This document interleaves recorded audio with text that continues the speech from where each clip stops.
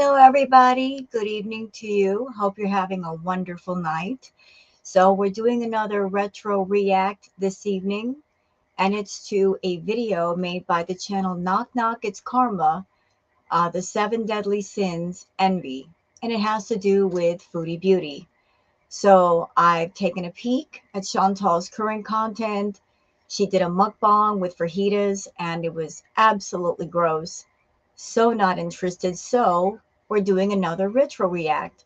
For those who are not all the way knowledgeable about everything Chantal and you want to get caught up on who she is and what she's done, and what better way to do that than go back into the archives and pull out things that Chantal wishes would just stay hidden. But they're not going to stay hidden because people like me are going to make sure they stay in the public eye. Also, if you're someone on Chantal's side of the fence, you're not going to find a lot of things on her channel because she just keeps deleting things. And she's doing it to hide her past. Well, that just doesn't work, does it? Especially considering the fact that the internet is forever.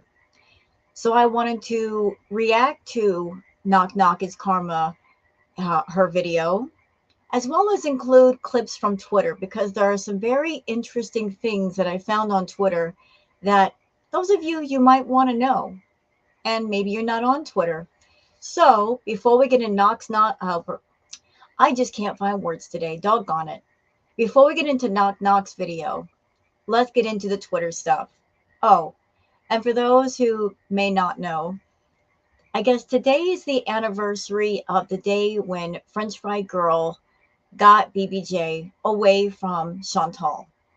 When Chantal surrendered her cat BBJ to a person that she considered a friend of Amy Flowers, and it ended up that French Fry Girl got BBJ, which led to Chantal having a complete, total meltdown. So here we are a year later.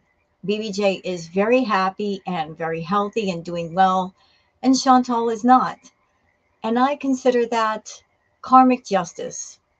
But there's stuff on Twitter about that too. So let's get into all things on Twitter. And then we'll get into the Knock Knock video. And just a word of warning, this is going to be a little bit of a longer react because the video is longer. Although there are going to be parts of it that I skip just because it showcases Natter's face and I don't want really to show Natter. So where are we? Okay, we are on my Twitter. I am already prepared. So let's start with this. Courtesy of Failure to Lunch. Girl World when FFG say BBJ from her blanker. Foodie Beauty. So there's Girl World celebrating. There's Foodie Beauty in the front saying, I am so not looking at you. I'm just going to pretend that you're not behind me. Yeah, we were all doing a happy dance when we found out that BBJ was safe away from her. That was Girl World.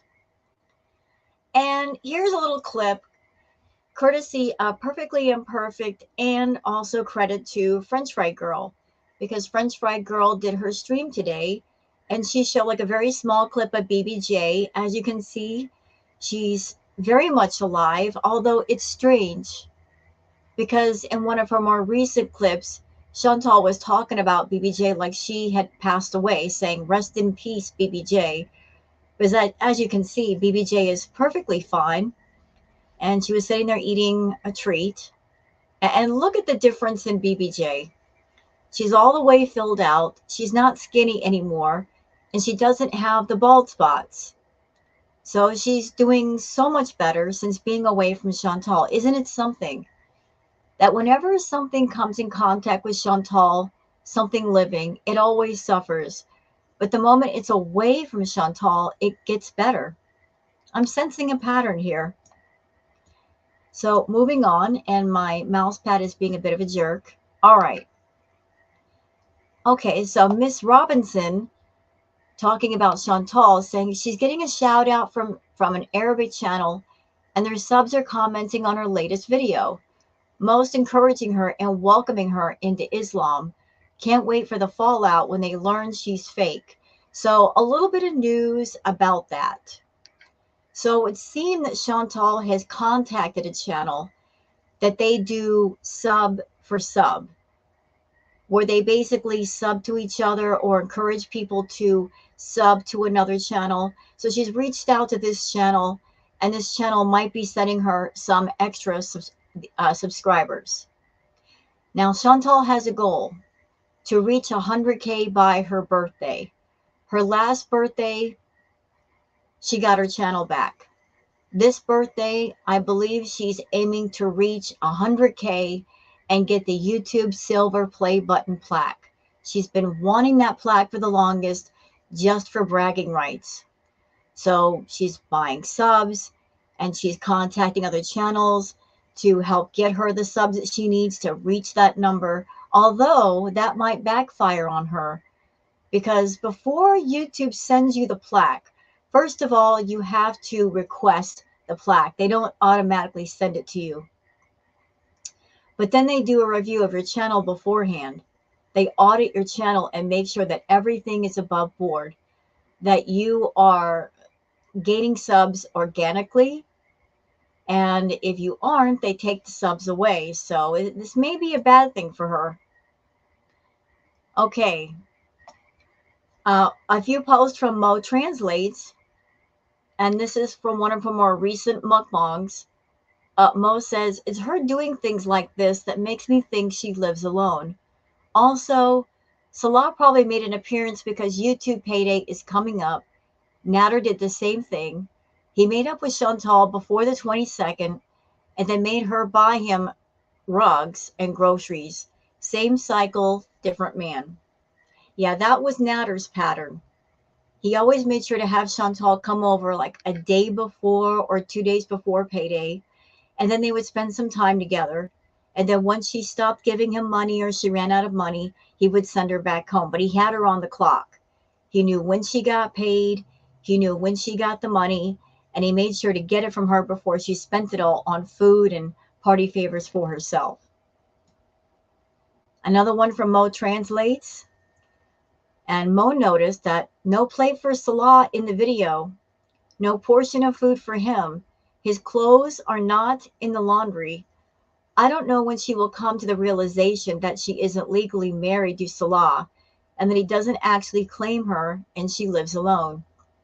Yeah, I kind of noticed that too when somebody pointed it out on Twitter that when she was doing laundry in the domestic goddess video, she only was washing her clothes. If you're married and your husband lives with you, and especially if he's not feeling well because he's supposed to be having some kind of gallbladder surgery, wouldn't you be washing his clothes as well? Why are you only washing your clothes? Unless he doesn't live there, and so only your clothes are getting dirty. Mo also says, Chantal made it seem like she is becoming known among Arabic viewers, but really she joined a sub for sub party. Break that terms of service, girl. Chantal is fake and a scammer and hasn't changed at all. Now, this is about the sub for sub stuff. Offering to subscribe to another creator's channel solely in exchange for them subscribing to your channel, also known as sub for sub, is not allowed. Creators who offer such exchanges risk losing subscriber numbers, receiving a terms of use strike, or even having their channel terminated. Well, she's already had her channel taken away from her once. So she's willing to risk that again for a piece of wood? I guess so. Okay, so something funny from Mr. Michael B. Petty. I guess about his cat. Michael says, as if traveling around to 4 different pet stores to find the only wet food he will eat, cleaning up his litter box every day, and allowing him to lay on expensive electronics wasn't enough, this old man wants to lay on me and bite me for no doggone reason. The audacity. That sounds like my booger. I'm sorry, I'm laughing. Cat owner problems. Look, anybody who owns a cat, you know, it's not our world. They just allow us to live in it. We are not their owners. We are just the givers of food and the changers of cat litter and the giver of treats. The beds that we buy, they don't belong to us. They'll take up all the room in the bed. Oh, my cat Booger. Yes, I have a bed, but it's not mine. So she takes up most of the room.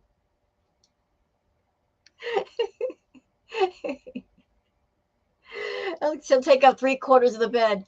A 12-pound cat taking up most of my bed. Now I'll get to lay down. So I'm feeling you, Michael. I feel your pain.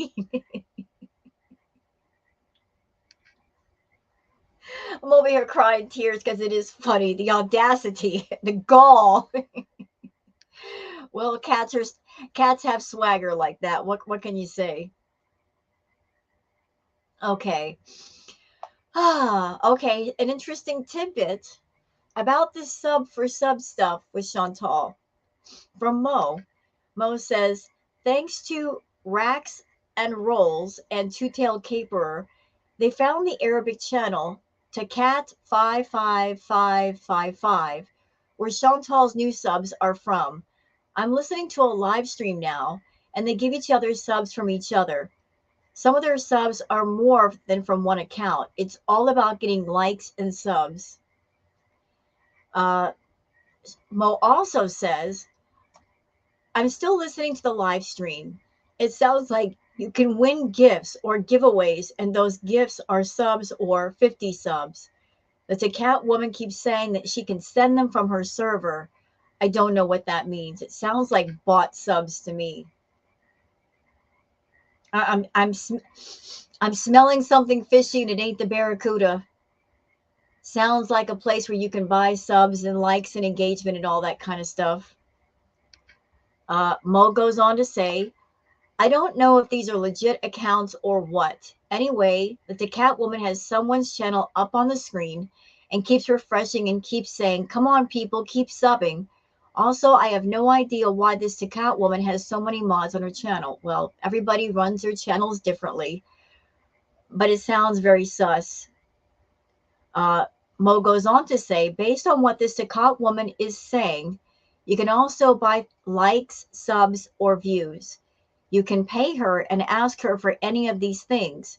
It's like she connects groups of people to channels and specifies what this person wants. Yeah, it sounds like bot subs to me. It sounds like she's gotten something sussy going on in the background. So something to note.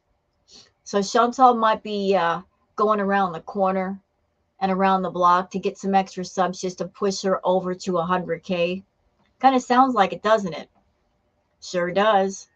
Okay, so now we're going to go over to the video made by Knock Knock It's Karma, uh, the one entitled Envy. Also, before we get into it though, I pay attention to what you guys tell me, and I've had a few comments lately about the sound, the audio here not being the absolute best. And I went back through some of the videos and I listened.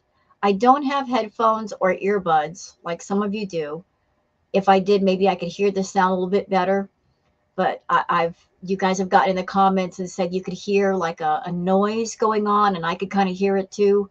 So I'm trying to fix that. I'm going to probably end up buying like a little microphone arm. But I think the noise that was being picked up was my computer, because my Blue Yeti was sitting right next to my computer, so maybe it was picking up that kind of noise. But I've moved the microphone away from the computer and put it closer to me, so I hope that the microphone quality is better. You guys can let me know in the comments. Okay, so let's get into the video. And like I said, this might be a bit of a longer react because it's a bit of a longer video. We might cut some parts of it out, but this has to do with envy. And it's going to show a pattern of behavior here. How envy has always been a part of her life, even back from when she was really young. Like, it did not start with YouTube. It did not start with the reaction channels. It did not start with the reactors. Who she is today is someone that she's always been. It's just that when she got on YouTube, all of her bad traits just got amplified. But she's always been a horrible, vile person, even before YouTube was a thing. But you guys are going to see. So let's just get into it. Let's do that deep dive. And again, courtesy of Knock Knock, it's Karma.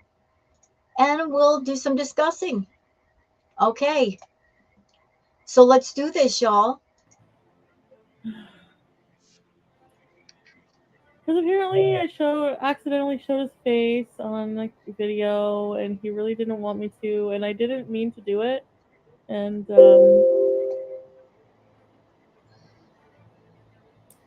I think he's just realizing all you saw was chin. Well, I took the video down. Okay, so that was a lie. We're starting out this react with an absolute lie. She did mean to show his face. She has always wanted to show him off because if you are a man in Chantal's life, she wants to show you publicly. She wants people to hear you. She wants to make you part of her content and say, where's your husband? Where's your boyfriend? She looks at having a boyfriend or a husband as kind of a status symbol. So if you're a man in her life, she's not going to keep you private. She wants you very much public with her. So there was an occasion where she went to Natter's house and he did card tricks. The camera was supposed to stay just on the table and just on his hands and not show his face at all. But Chantal kept, keep taking the camera and poking it upward where people would see part of his face. Again, that was her just doing that thing where you're trying to push and poke someone to do something that they necessarily do not want to do in order to make him part of her content, just kind of push him in that direction to where eventually it would lead to where she wanted to go. And now she's trying to claim innocence. Oh, you saw part of his face? Yeah, because you showed it to us.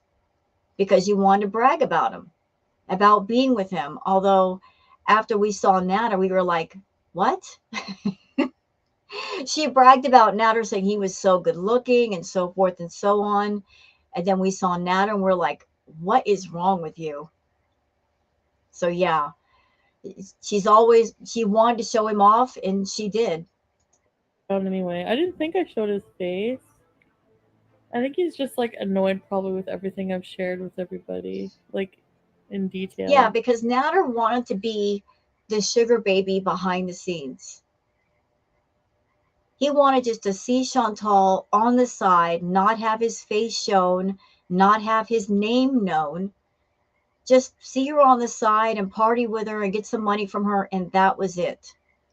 But Chantal was not content with that. She wanted more. She wanted to bring him onto YouTube and treat him like a co-pilot. So she thought by oversharing and exposing him enough that eventually she would wear him down and break him down and he would agree. He was really mad. He hung up on me. Anyways, I guess I just want. I shouldn't talk about. I shouldn't talk about people. He's dating a celebrity. Like, duh. Don't you know that? I'm not going to. Yeah, I'm not going to share the information ever again.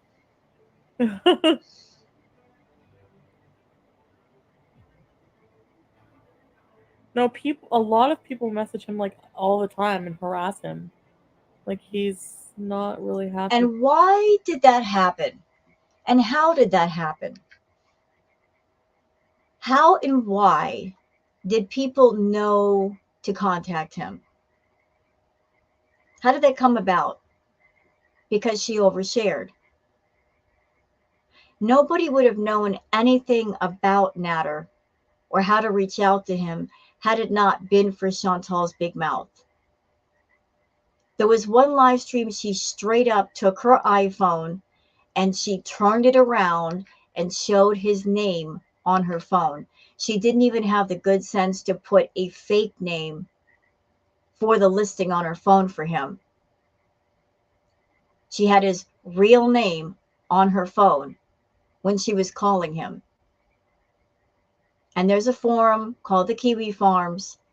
Once she revealed the name, they had a first name, and then because of all the other details that she shared about him, that he was Egyptian, that he was a chef, they put everything together and they found him.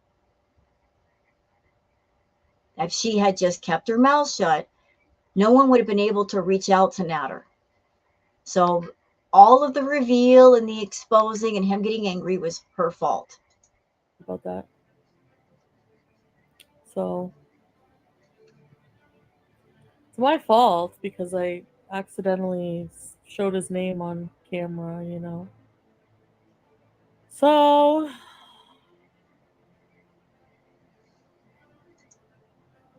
not everybody wants their life broadcast, you know. So I get that.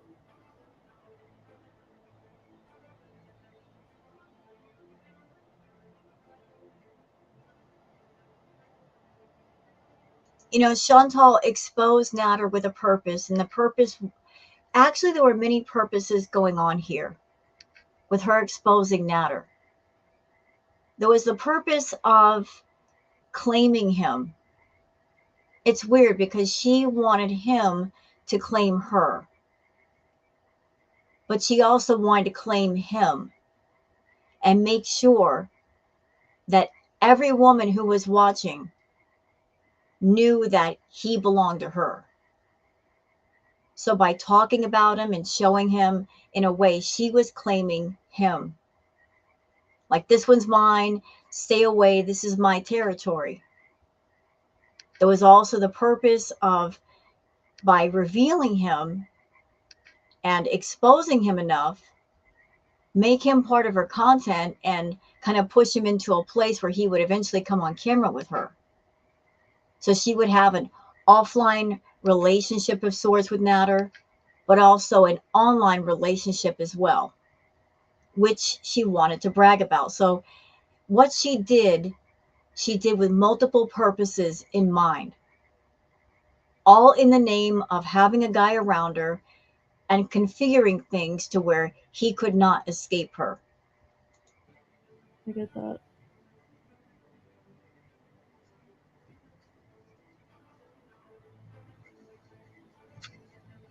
So Nick never messaged me, but Mr. Croatia did. I keep ignoring him. I told him I was hanging out with somebody though, but Okay, so this was something that was also going on. While she was seeing Natter, while she was talking to Natter, this guy that she likes so much, she was coming on camera and talking about other men that she was interested in. Chantal has a pattern where not only will she talk to and get obsessed with one man, but she will often try to triangulate one man against the other and she in the middle. She did that with Natter and Pete's. She would go to Natter and talk trash about Pete's to him, and then go back to Pete's and talk trash about Natter to Pete's, all because she wanted men to fight over her. She has even said herself, she likes it when men fight over her because she feels that they both care about her and she feels valuable. So always pitting men against each other in her name.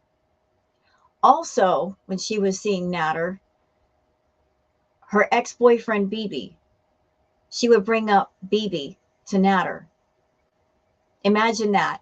You're interested in a guy, very interested, and you start talking about your ex that you were with for 4 or 5 years. There was also another occasion where, while she was seeing Natter, as a way to make Natter jealous, she went to BB's house. And Natter was very angry about that. Although BB is not romantically interested in Chantal anymore, the fact that she was there ticked him off. Like she was constantly poking at Natter to make him angry or make him jealous, because in her mind, if a man is jealous, that means he cares. So always trying to provoke a sense of jealousy, or you better hang on to me and you better keep me close, because if you don't, I'm going to go to some other man. Using the wrong tactics to get a man's attention and hold it. I guess I'm doomed to be by myself. Nothing. I just feel. I guess I just learned my lesson. I have to really watch what I say or share online with people.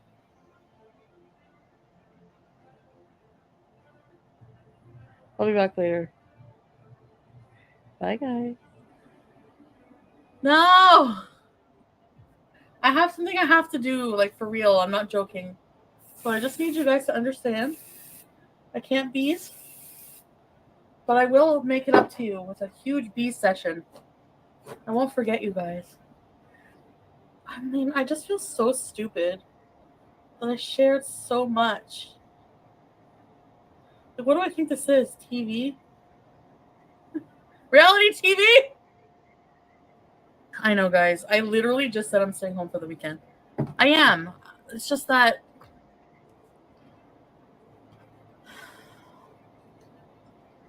stop looking at me like that, you little.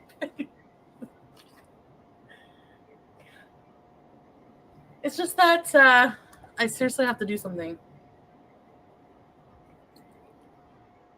When you can't be bothered to fully get ready. You know, during this time period, the only time she kept her mouth shut was when it came time to see Natter.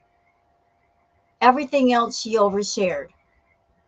And doesn't it usually go that when somebody says, I've got things to do, after they say that, they tell you what things they have to do? Like, I've got so much to do. I've got to run errands. I've got to wash the car. I've got to mow the grass. She never did that. She'd always just say, I've got so much to do, but she wouldn't say what. So if she's not saying the what, everybody could guess what the what was. And the what was usually Natter. If Natter told her, don't tell people that you're coming over here, that's when she would keep her mouth shut, because she didn't want to make Natter angry. You're fucking lazy. Listen, guys, I know I said I'm gonna stay home. I know, blah, blah, blah, blah. I'm stupid. I always say things. That's my problem. I didn't say I was done. No. I said. Anyways. And she's making it obvious she's going over to Natter's place. Right here, right now.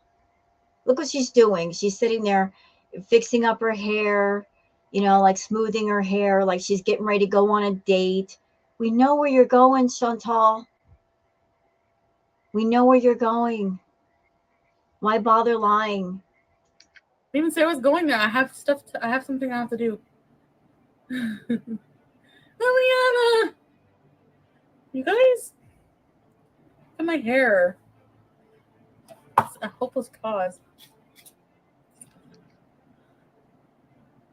No, I'm not. I'm just letting you know that I'm very busy right this minute. I just have too many things to do in my life. Will I be back later? Oh my god, my hair.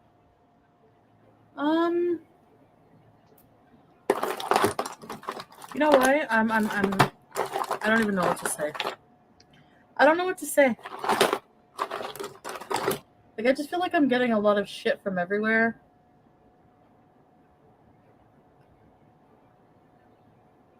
And I don't really understand what I'm doing wrong. Do you know what I mean? Like, other than being completely confusing and changing my mind and not doing what I'm supposed to do and stuff. I just want to clarify something. During this time period, it wasn't like the VIBs, there was a sense of jealousy because Chantal gave them all of her time, all of the time. And they were like just mad because she just had this new thing going with Natter. And because of the fact that they didn't get as much attention, they were angry about that. A lot of the outrage came because of the things that Chantal was saying about Natter. He was a mean person. He wasn't nice to her. He was abusive. Because of the things that came out of her mouth, that's why people didn't like him. She did not describe him in the best light. She described him as a violent, angry person that could instantly pop off. That's where all the upset started. She painted the picture for people, and it was a very dark picture. And here she is feigning innocence of, I don't know what's going on. I don't know why you guys are so mad. That I understand. It's frustrating. I get that. Look at my hair. Savannah Hope, welcome! Very important beach. Just leave me alone. Please.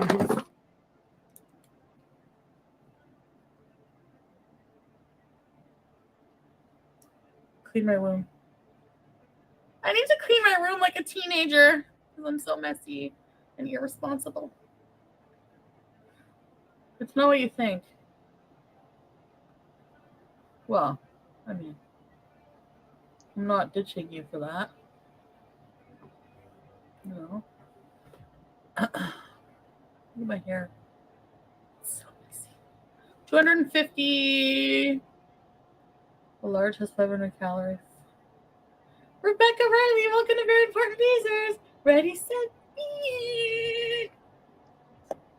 Like, I'm not stupid. Like, I'm not, I wasn't born yesterday. Okay? I know what men are like. So, I'm not blind. Is all I can say.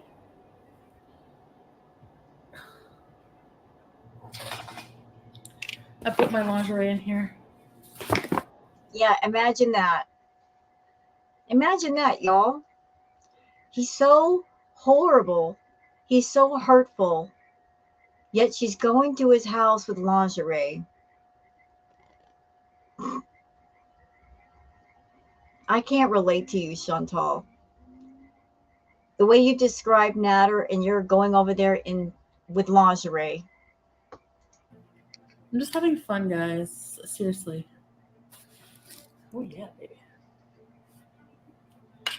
I'm not going to talk about anything with this person because I want to respect someone's privacy, even though it's the last thing I did. I know. You know, her respect of privacy is very selective.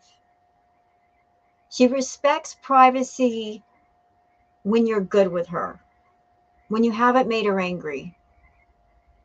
But when you make her angry, no respect for privacy at all. Absolutely none. That just goes right out the window. So it's not a true respect of privacy. It's just, you make me angry, I'm going to punish you. I'm going to get online. I'm going to use my channel and my audience as a way to punish you. I'm going to say the most horrible things I could think of to punish you. I'm going to smear whatever public image you might have. I'm going to do whatever it takes to give you an online spanking. I didn't respect anyone's privacy.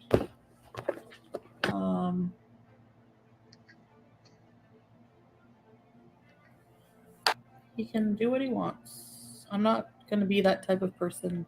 And I can do what I want. And she will until it produces the results she wants. But she is a walking conundrum, is our Chantal. On one side, she says he can do what he wants, and I'm single and I can do what I want. And yet, the other side of that coin is when she wants your attention, and she wants it all the time, mind you. If she wants to do something with you, which she will, suddenly you're not allowed to do what you want. And if you try, she's going to punish you. If she calls you, you better pick up the phone, or she'll blow up your phone repeatedly. So, this whole attitude of he can do what he wants, I don't care, she doesn't mean it. Total lie right there.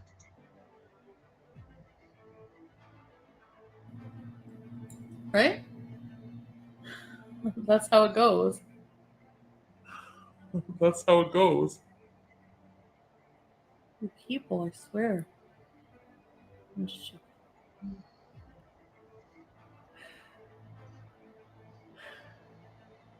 We don't believe you. But what?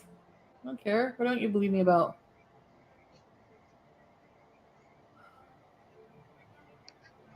Who's we?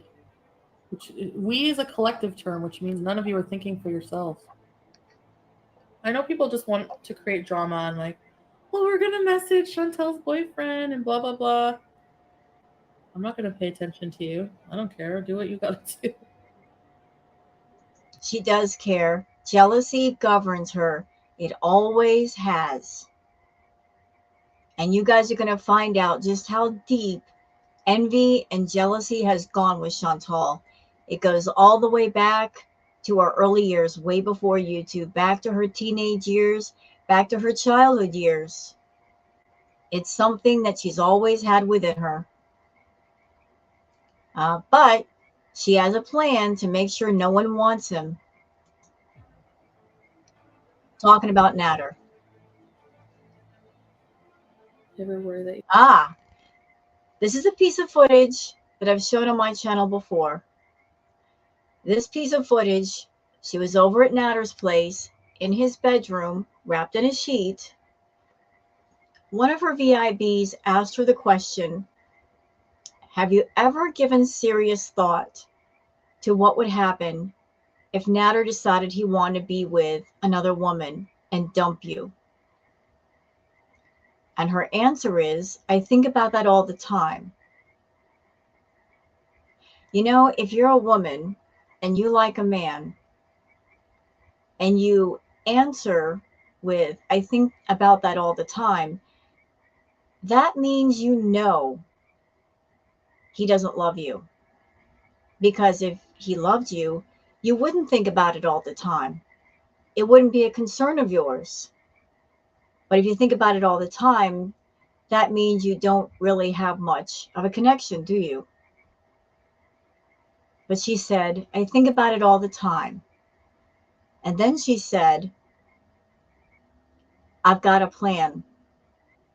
I'm not as stupid as you guys think. Trust.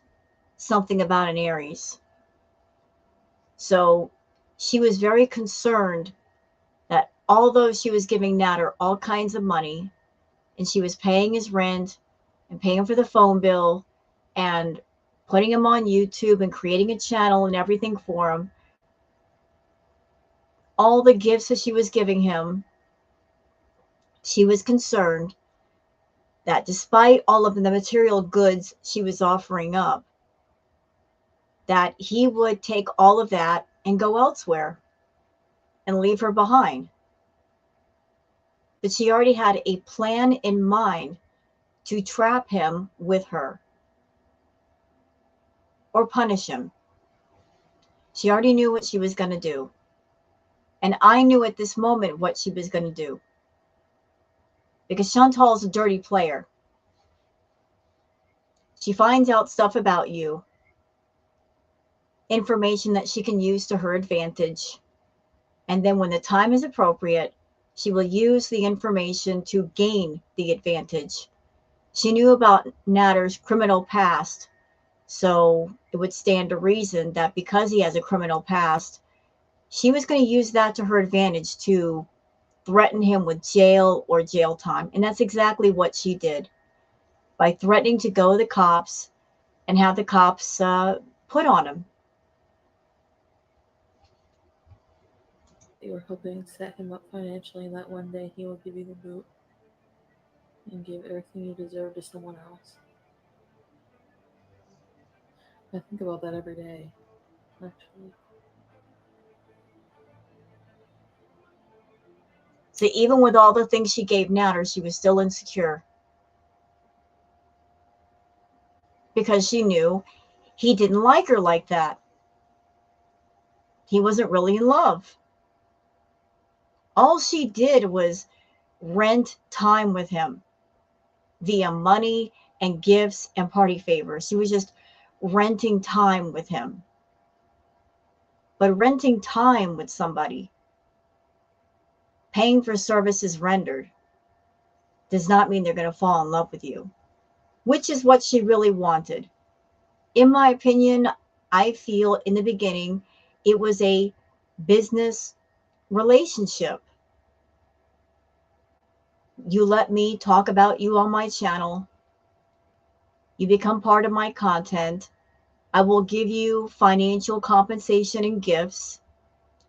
And that's as far as it has to go. And because she presented it like that, he agreed to it. But then she wanted to add to the agreement. You know, she made the agreement as a sort of way in to his life. And she felt by giving X amount of gifts or X amount of money that eventually he would fall for her. Never happened. She tried for over a year, still didn't happen. She tried the gifts and the money. And then when that didn't work, then came the fighting and the arguments and the threats, trying every way in the world to control him. And in the end, nothing worked. To this day, he is still living with Dee Dee, and he's not with Chantal. And you would think that she would learn her lesson after Natter that you can't buy love. But I guess she didn't learn her lesson because she's with Salah now and going through a lot of the same circumstances. But if that happens, I have a plan.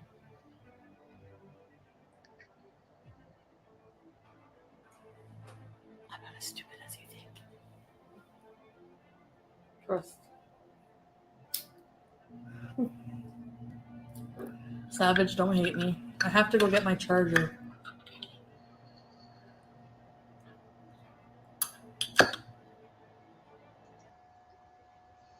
This is why she just needs to get into the house. This is why she leaves things at others' homes. She feels it gives her a right to be there. Yep. So let's talk about the getting into the house thing. She made this statement long ago. I just have to get into his house. I don't know what guy she was talking about when she said that, but she did make that statement. And when I heard her say it, I thought, well, that's incredibly creepy. What if it were a man saying that about a woman? That'd be kind of creepy and predatory, wouldn't it?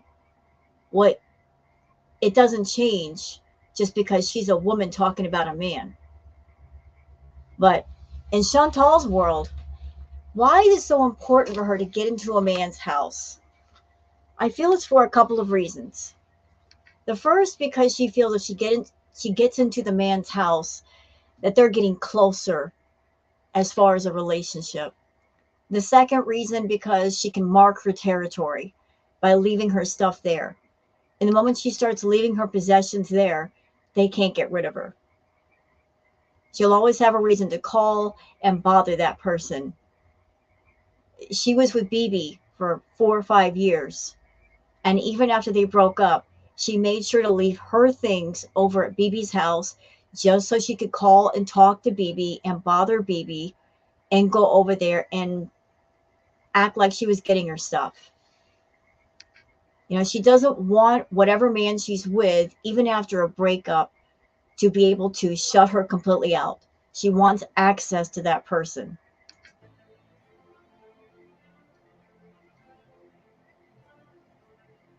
There's nothing wrong with his looks. His like people are making fun of his teeth not being straight. You know what? Who cares? I think it's part of his charm. Teeth can be fixed exactly. No one's perfect. Look at me. I have fats. I mean, show me a perfect person. Seriously, especially the people making fun of other people's looks. Um, is all I'm gonna say. I like to talk about itching my crotch. Okay. Ew.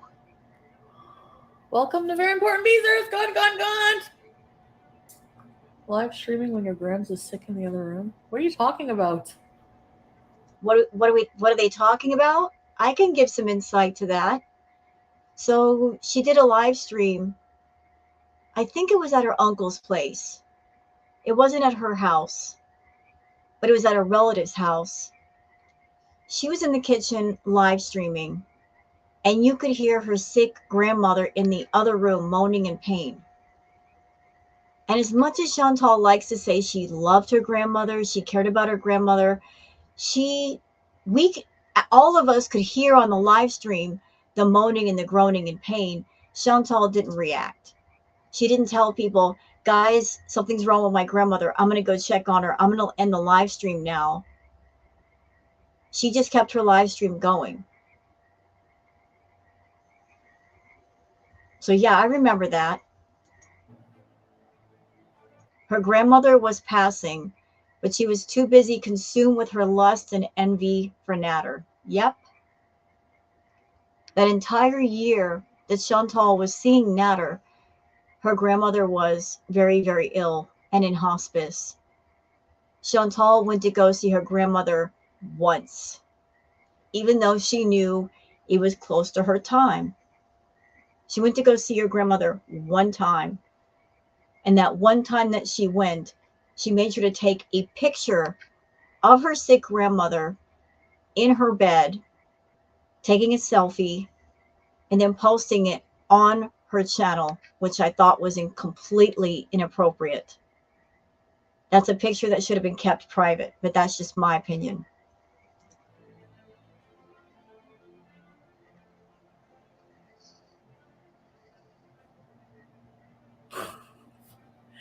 How far up your ass did you have to reach for that one, Rebecca? How far up?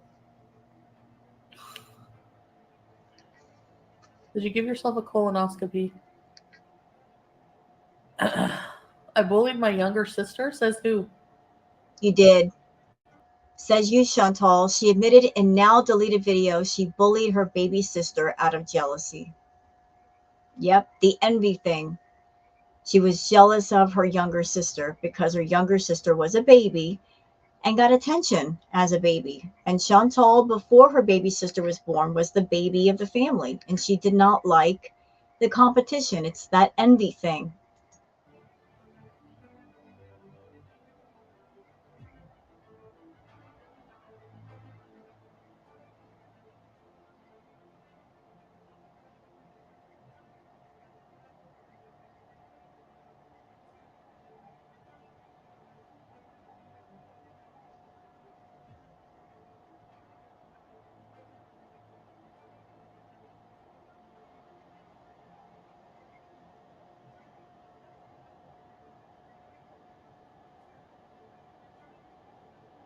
Okay, this is from the Kiwi Farms. I'll read this, guys, to you because it's a lot of text. Chantal has bragged about mistreating her sister in the past when they were kids. Chantal was old enough to be accountable. Letting the world know that little sis has some sort of disability is also telling the world that she abused a disabled kid. I don't know what she thought that comment would accomplish. It doesn't reflect poorly on her sister. It certainly doesn't change the fact that her sister is far more attractive and has a better personality. Penning that comment was pretty self destructive when you think about it. Typical Chantal. I don't know if her sister has a disability. It's not my business. but I have heard that little sister was attractive, was into bodybuilding, was everything Chantal was not, which added to the envy factor. But it went further than that.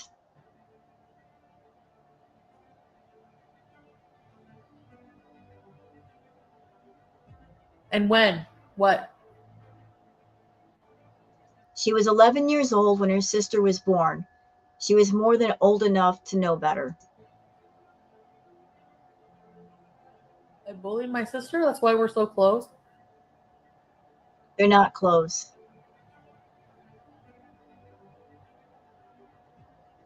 And that's the video. This is a video that I put on my community tab, Canadian Horror Story, a foodie beauty documentary by Toad McKinley. So for anyone who wants the crash course in Chantal, uh, that's a great video to watch. It condenses a lot of things down. And that video, even though it was made a while ago, it's still relevant to this day. Because even over the course of 7, 8 years, Chantal has changed very little in the way she is and in her tactics.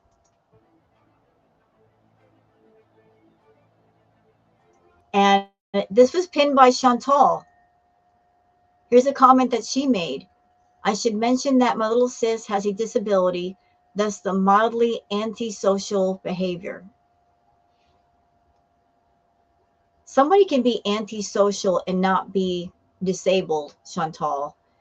And even if your little sister does have some sort of disability, I think it's in very poor taste and bad manners to say that on the internet. That's kind of personal.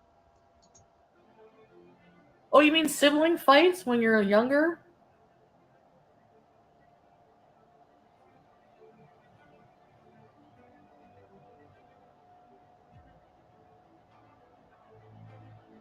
It went beyond that. Chantal said she was jealous when her sister was born because she took up most of her mom's time and she liked all of the attention. So when her mother was in the other room, this is going to be very disturbing, y'all. So just brace yourselves. Chantal would squeeze her baby sister's nose shut until she screamed and gasped for air. Then, when her mother came in the room and asked what was wrong, she would say she didn't know. This lasted into her teens when she would make an example of her sister and bullied her in front of her friends when she had them over. So, the jealousy and the envy go back a long way. Way before YouTube. She's always been a rotten, evil egg. The taint run deep. It runs deep with this one.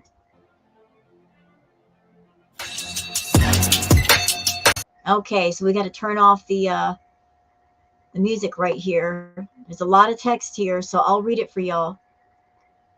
This person says she has always been a conniving person and has admitted that when she was about 4 or 5, she would purposely annoy her mom's boyfriends if she disliked them or if they took her mom's time away from her. She would purposely annoy them, and as soon as they said anything bad, she would go to her mom and rat them out, thus ending the relationship. This, for a 5-year-old child, is so conniving. She certainly took a major downward turn when her half sister was born, and the fact that Natalie's father stayed around must have majorly upset and annoyed her, as her father wasn't in her life. She has such horrendous feelings because her father abandoned her, and the jealousy that she has because her new half sister's father actually did stay totally upset her. And she has never come to terms with the fact that her father wasn't there for her. She was 11 when her half sister was born and thus approaching teenage years. And by the age of 16, she was moved into a group home. She has admitted to dating a 37-year-old when she was 15. By the way, I got questions for Chantal's mother about that. If your daughter is seeing a much older man, why didn't you put that sucker in jail? I mean, I'm just asking questions. Why wasn't he put in jail? She used to sneak out and go sleep at his house, which was one of the reasons her mom put her in the group home. Her mom was only 16 or 17 when she had Chantal, so basically a child raising a child. She also drove high and drunk, and at one time she was with Natter and high. She had a fender bender and gave the woman she hit cash to pay for the damage and begged her not to call the police, as obviously did not want the police anywhere near the accident due to the fact that she would no doubt be found out that she was high and she shouldn't have been driving. That's a lot to take in. What was that? 1995. I said in the like recently, and I didn't bully my sister. See what I mean? People have to reach and they bring up the same things from like fucking 20 years ago. Keep trying. Chantal has been a bully since a child, even admitting to bullying. This is horrible. Even admitting to bullying the special needs kids her mother worked with because Chantal was jealous they were taking up all of her mom's time. So jealousy and envy everywhere, even since she was a child. Jealous of the mom's boyfriends, jealous of her sister, jealous of children that her mother worked with, jealous of anyone that took up anybody's time that she wanted attention from. Now, I understand that some people, when they're young, they may be troubled, but some people grow out of that and they become better people. Lots of people come from troubled childhoods or a troubled past and they get better. But Chantal never has. She's remained exactly the same, if not worse. Okay, let's see. This has to do with her family.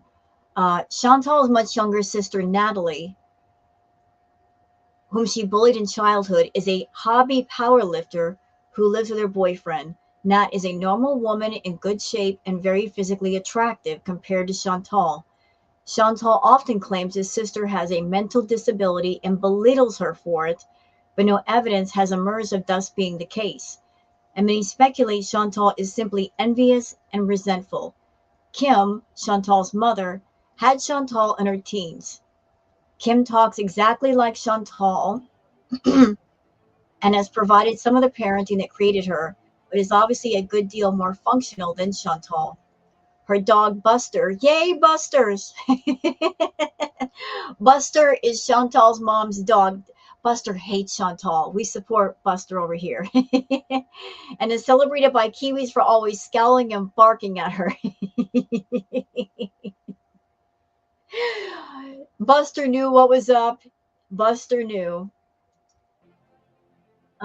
Because Kim had Chantal in her teens, much of Chantal's parenting effectively came from her grandmother, whom Chantal continues to leech money from this day. So Chantal loved her grandma so much, but yet she was leeching money off grandma. And there is a picture of Buster. That's such a great picture of that dog. Buster has this look of, I just wish she would. I would bite her ankles off.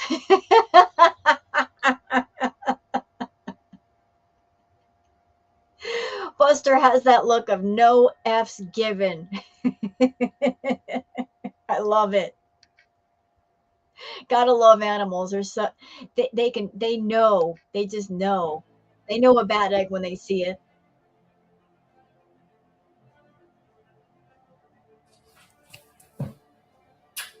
That's what you use to say that I'm a bad person?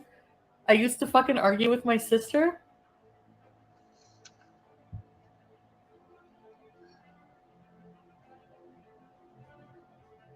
And how do you know?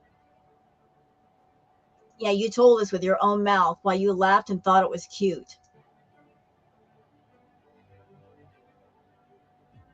Were you in my life? Are you gonna believe some idiot who's mad at me? Probably a friend who's a psycho. People are crazy. Fucking crazy. Nobody's obligated to be the person. People change. Nobody has to be persecuted their whole fucking life for mistakes they made 25 years ago.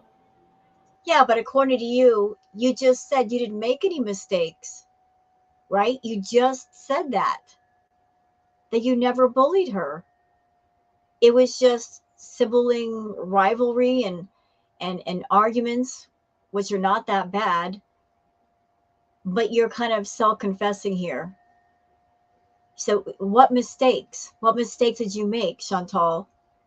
You're kind of admitting that you did bully your sister, and you've never changed. You were a bully, and you were conniving and manipulating and full of envy when you were a child, and that has continued into your adulthood. You have not grown at all. All right? Nobody cares.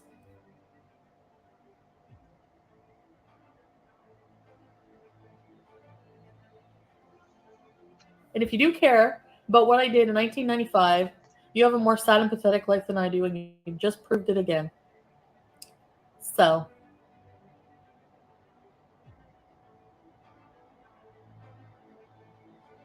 A toxic person tries to rewrite their abusive narrative with lies, smear campaigns, and manipulation.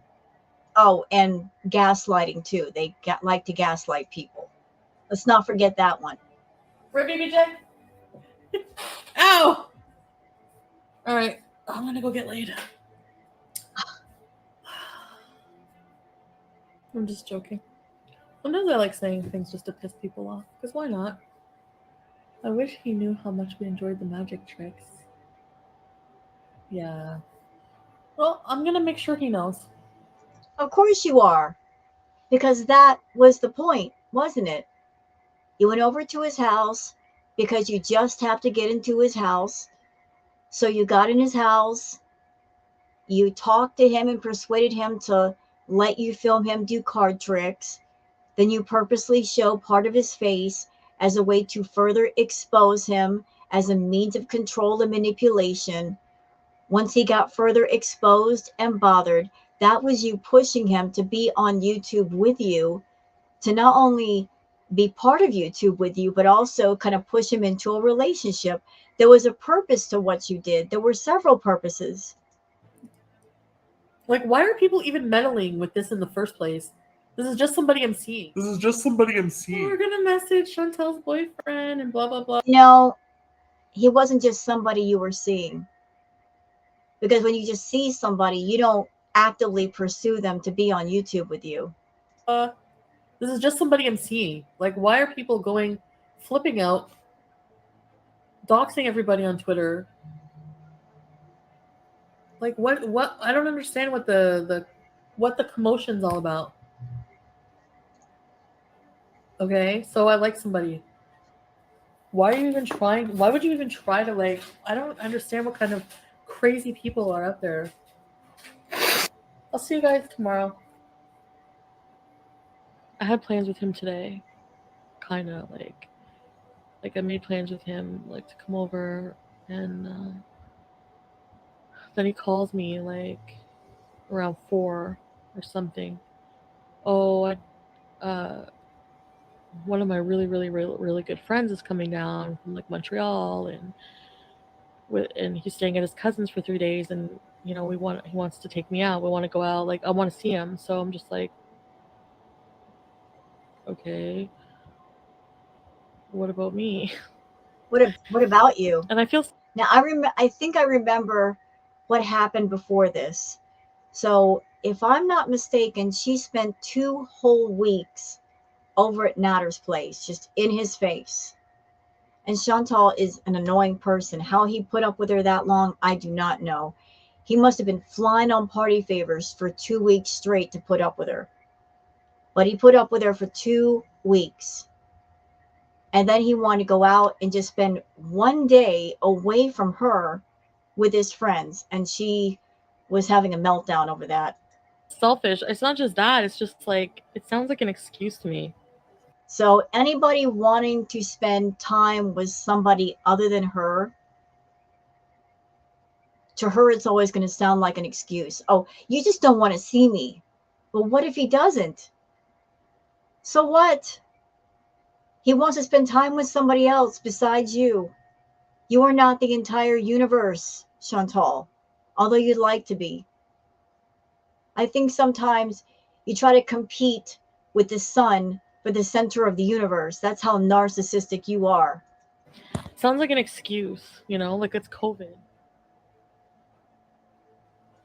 It turns out it was an excuse. Natter caught the vibe, got wigged out, and hit at the neighbors. You know, I will acknowledge the fact that Chantal and Natter were both adults, and either one of them could have cut this thing off. Not just her, but him too. Like with her acting this way, he could have shut it off, but his greedy little heart just wouldn't let it happen. He didn't want to cut off the money.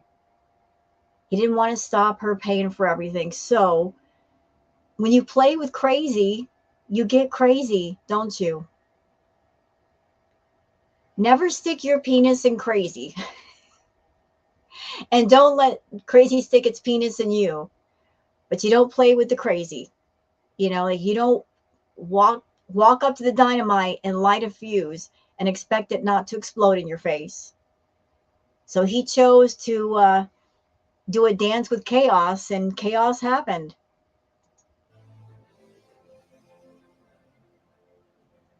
He never called me back. That was at like 6. He was supposed to be picked up at 6 with his friends. Never called me back to confirm anything. I've texted him over and over. I've called him like 20 times. Imagine respectfully changing plans with someone, and this is how you get treated. Yeah, it would turn anybody off. You're just getting to know somebody, and they're already getting obsessive and blowing up your phone.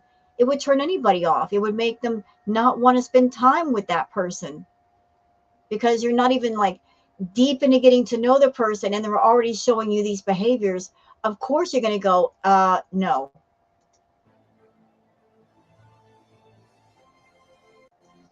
Imagine the roles reversed, and this was a man doing this to a female. Would it be still be acceptable? No. It would be creepy, obsessive behavior, almost stalkerish behavior.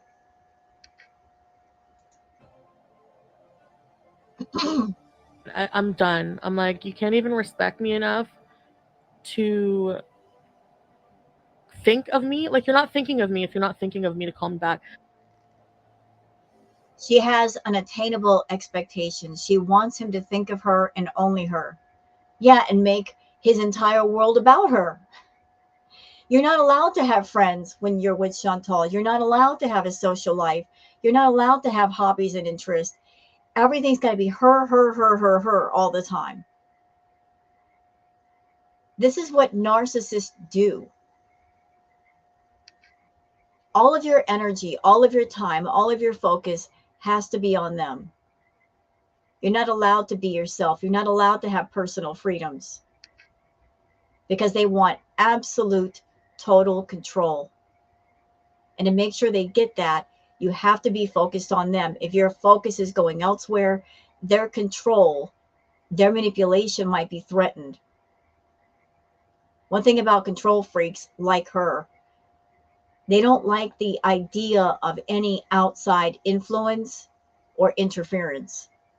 So if a person has friends, there's a possibility that those friends might get in that person's ear and talk some sense into them and then let the manipulator slash narcissist go as a result. So they like to isolate their targets.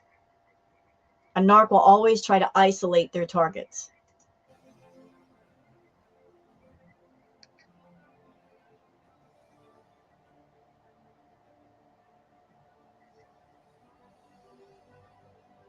Like, what could be the reason you can't even answer your phone in front of your friends?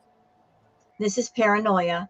She is constantly consumed with if they're cheating on her because she knows she's going to reap what she's sown. Right. A, a cheater who is afraid of being cheated on.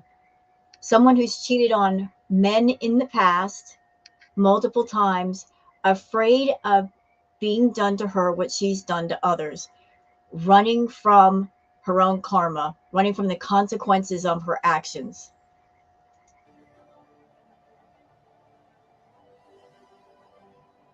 She also told us that she pathologically tests them. Yeah, she did that too. She tested BB, she tested Pete's, and she tested Natter, making up fake profiles, trying to see if they were cheating. That's how far she'll go just in her obsession.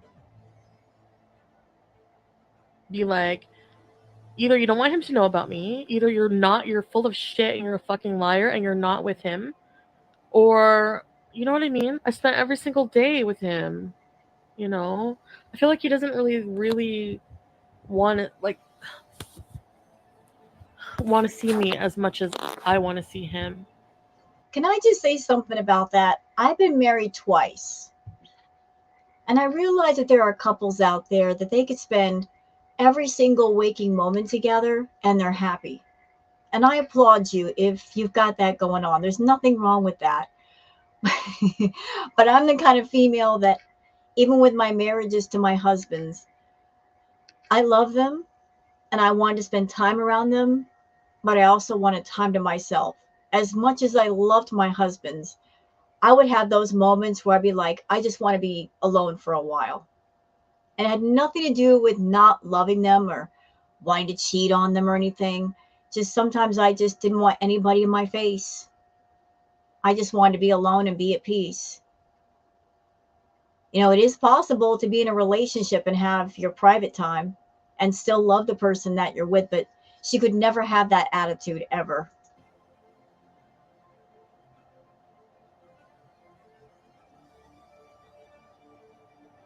I won't, Cat Queen. I broke it off in a text message. But I don't know. If you had a good explanation, maybe. I don't know.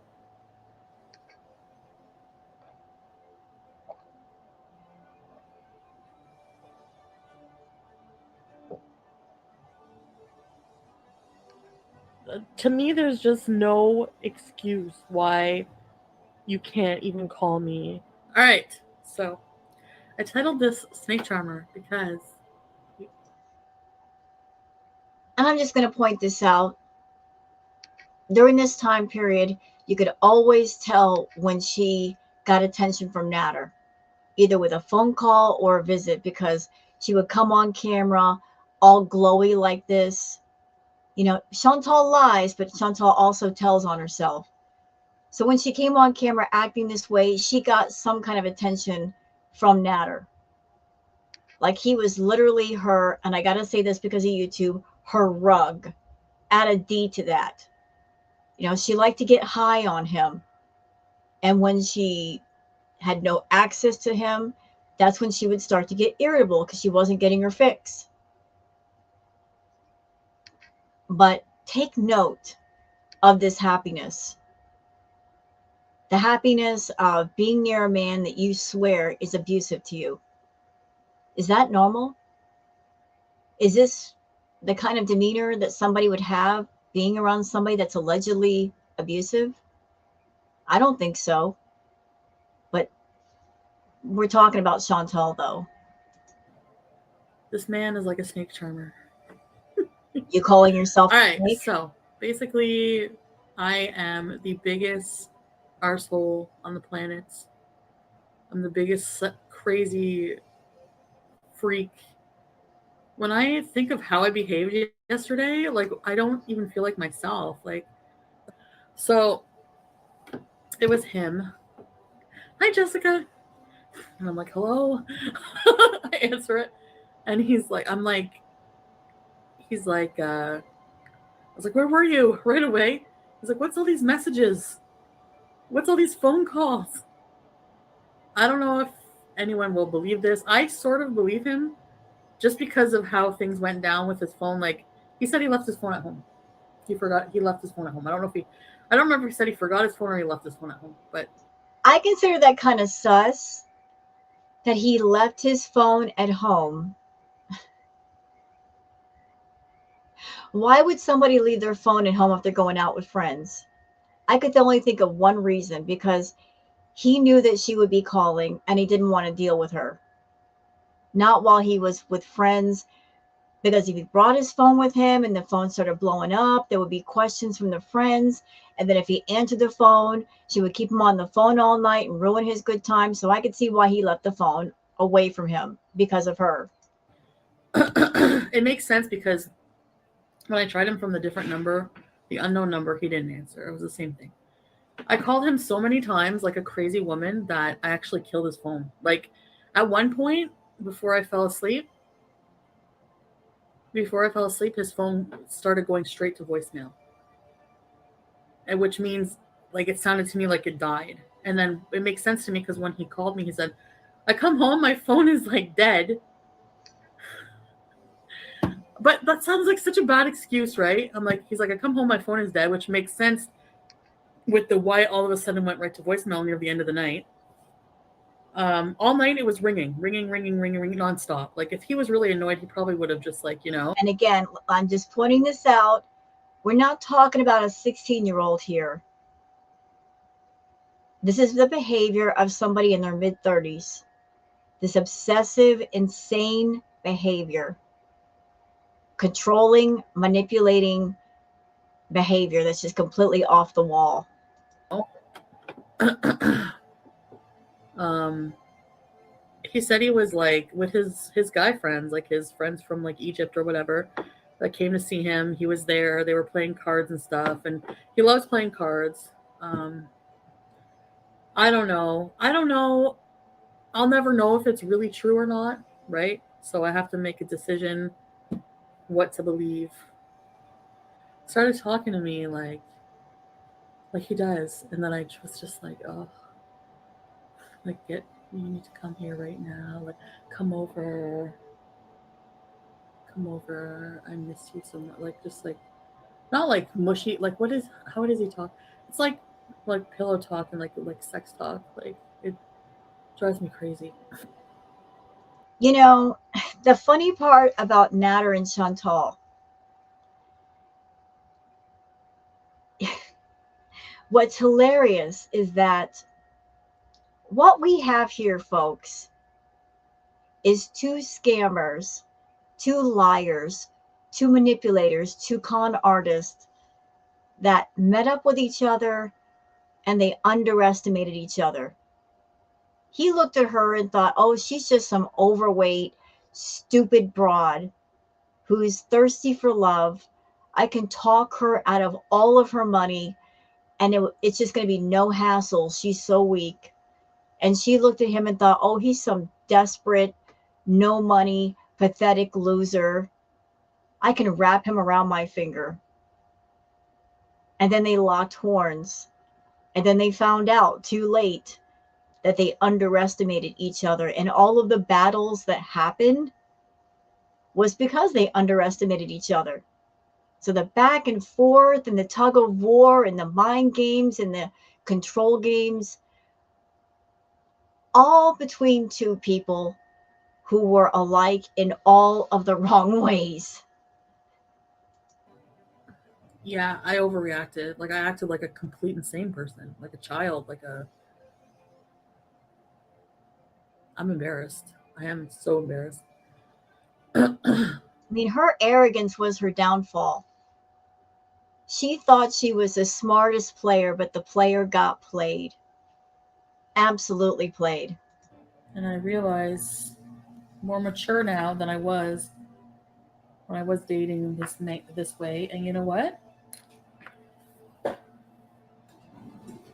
know what? I don't think I'm meant to be in a monogamous relationship with somebody. Um, uh, Yeah, I find that ironic that you are a multiple time serial cheater and yet you want a man to be devoted exclusively to you. You that you don't know how to keep your legs shut. You expect a man to be devoted entirely to you. And here's the weird thing. When you've had men like that in your life, like Pete's, like BB, you got bored with them and you did not appreciate those men and you cheated on them. So there's no making you happy, is there? You don't like a man in your life that wants to be with other women. You want all of their attention. And yet, when you find a man that will give you 100% attention and love, you ended up doing them dirty. So, like, what's your happy place, Chantal? Like I said, he's not my boyfriend. He doesn't owe me anything.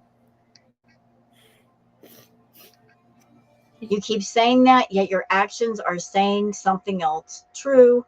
He can do what he wants. I'm not going to be that type of person. And I can do what I want. Right? Yeah, I'm still just kind of with my friends. I'll call you back in 5 or 7 minutes. And then he never called me back. And then today, I was like, I'm like doing the laundry today. And then he's like, okay, thanks. But then that's it. Like I called him like 8 times. No answer. So unless he was out all night and sleeping all day, or I don't know. But he doesn't, like, I've only known him, what, 2 months? So maybe we are just, I don't know.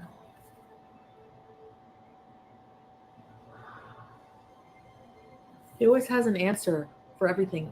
He explains it. And like, am I to believe? Like, what do I do? And I tell myself, like, You're not his girlfriend. It's none of your business. You shouldn't be concerning yourself with who or what he's doing like this. Nope. You have no dominion over someone like that. Even if they are your boyfriend or your husband, you have no dominion over a person's life like that, Chantal. I said, I can't get involved with somebody like that because you know why? I'm not getting the love and attention I need. I'm not. Someone like Chantal, you can't give them enough attention or enough love. Nothing will ever be enough. There's no such thing as too much of attention or too much love. Because no matter what you give, it just won't be enough. They'll always want more. You give them an inch, they want a mile. You give them a mile, they'll want the entire state. Do you understand? Nothing is ever enough. I'm not his girlfriend and I'm acting crazy. That's why, like, I'm embarrassed to admit, Right. like, And there's that envy thing. It's envy and lust for power and control. She wanted control over Natter because Natter was probably the first person in her life to tell her no. No, you can't get what you want exactly when you want it. No, I will not agree to be in a relationship. No, I won't let you claim me and control me. And she looked at all of that as a challenge. For the first time in her life, she was being challenged and she didn't know how to deal with that. I have feelings a little bit. I don't know if it's for him because it's not really my type and cheeseburger, we live in kid, but we just wish we would see what we see. What do you guys see? I can't see what you see. Because you don't want to see it. The eyes will never see what the heart does not want to see. The eyes will always be blind to what the heart does not want to see when it's not ready to see. That's why she can't see it. I think she can see it, she just doesn't want to admit to it. Because if she admits that he is not the one, then she's going to be on the hunt again for another man. And she doesn't like to be alone. So to avoid being alone, she's going to stick with what's there. Oh, yes, Marissa. Can you send it to me? In DM on Insta or send it to me on Messenger? Do you mind? All right. I hear my message. Thanks, Marissa. Oh my I swear on my grandma's life, that's not him. Wait. Ew! It is not him. Oh, thank God. All right. I told him off in a text message, maybe.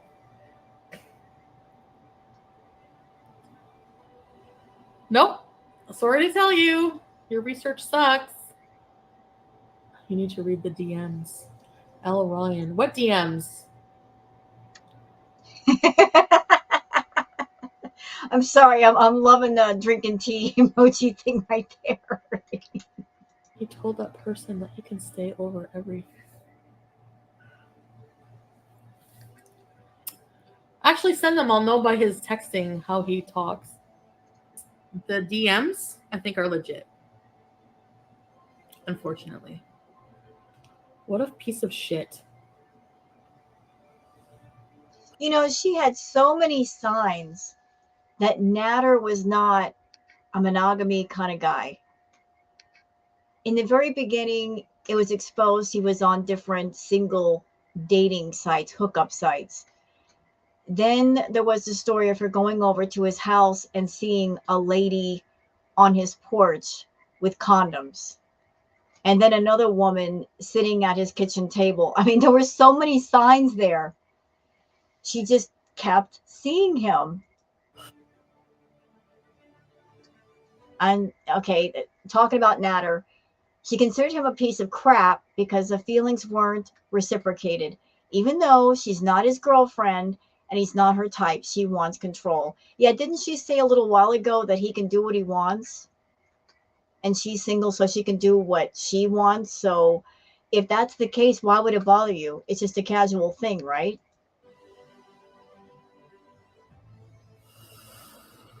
He says he never lies. Oh my god. Oh my god. He's lying to you because you're psycho and it's scary. Because I'm sure he had after spending 2 weeks with Chantal, he got an inkling, I'm sure, of her temper. And of course, there's the money issue. If she was paying for the bills and the rent, he's going to keep lying to her to keep that going for as long as possible. You know, he had a motive for the lying. I'm not saying it's right. I'm just saying that might have been his motive, you know, lie to her and keep lying to keep the money train rolling.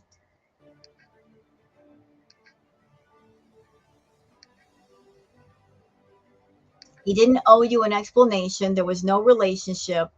He also didn't owe you undying loyalty. True.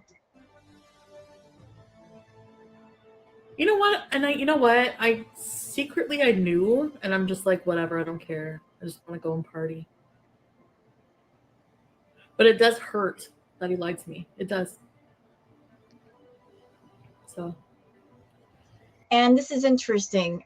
Knock Knock says this is karma for how you've lied to others. This is to help you stop lying. Now, I've said before in other React videos, sometimes the people that you meet in life, people that you may be associating with, or people you might get in a relationship with, sometimes they're not meant to be our forever life partners. Sometimes you meet up with people for the sole purpose of learning different life lessons to teach us things. And then once you've learned the lesson, things dissolve and then you move on and you're wiser and you can make better choices. So, in my opinion, her meeting up with Natter was Chantal's reflection of who she was inside, like her bad behaviors, her bad traits, her bad patterns. He was the male version of her. Everything that she saw in him, everything that was in him, also existed in her. The lying, the manipulating, the being controlling, the being rude, that was her all day. So when she looked at Natter, she was looking at her own reflection. And we know how Chantal hates her own reflection. She was dealing with another version of herself, and she doesn't like herself. So all the problems that she's having with Natter, maybe that was life trying to teach her, like, this is the way you present yourself to other people. This is the way you are with other people. If you don't like what you're dealing with, understand this is how people feel when they deal with you. all right.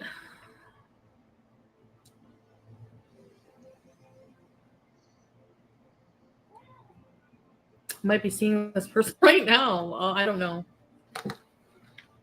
But then, like, somebody messaged him, like, "Why are you with me? So no one else will put up with your shit."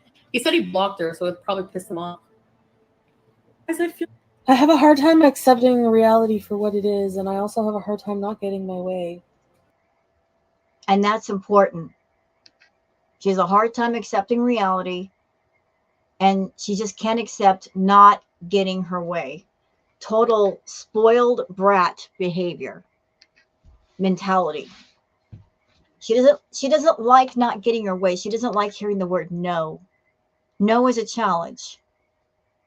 Chantal's a sore loser. She doesn't like to lose. So she will press ahead until she wins. And that seems to be the case even now, because she's with Salah, and it makes no sense for her to be with Salah. The fairy tale that she's been trying to sell us for over a year is over. Nobody's believing the two of them are together and that he loves her. And yet she won't let go of Salah just because she looks at Salah as being a possession now. And she just doesn't get it. It's not about winning or losing these days. She's already lost the game. Now it's just a matter of how much do you want to lose, Chantal? You've already lost. So how low are you going to go? How much are you willing to lose? Are you willing to lose everything for the sake of holding on to something that's worth nothing? We will see, won't we? That's so stupid. Oh my god, I want to cry right now. I don't deserve that. Like, I really put up with a lot. Like, I really listened to him and, like, did a lot for him. I really listened to him and, like, did a lot for him. Even she realizes how ridiculous she sounds. She soon changes it by making sure she gives Natter money and gifts.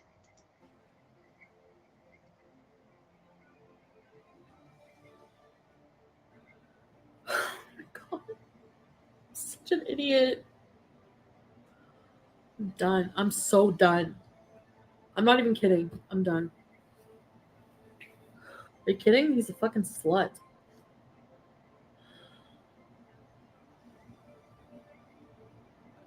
Might, I don't know. Might be karma. I'm being dramatic. I'm being crazy.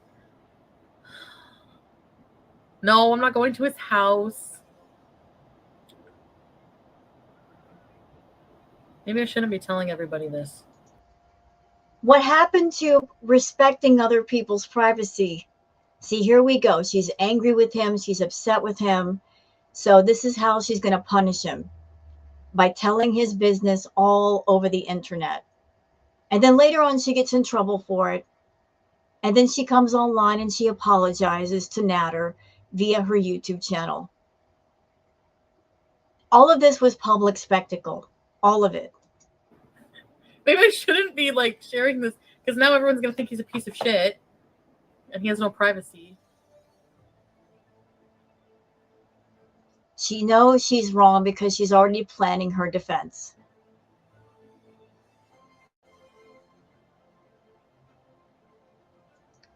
Innocent people that don't have ill intentions don't do that. Nope.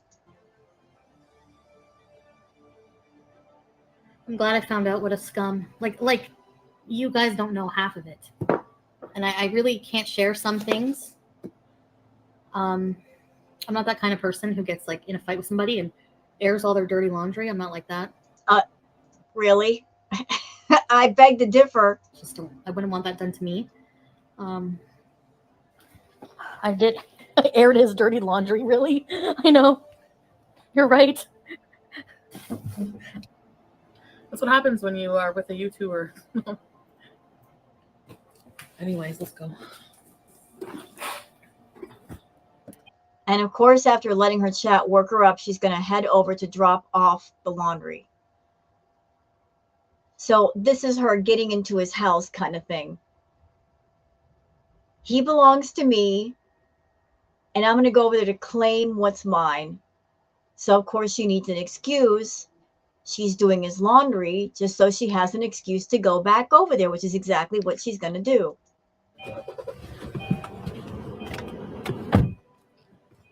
All right, this is going to be the final.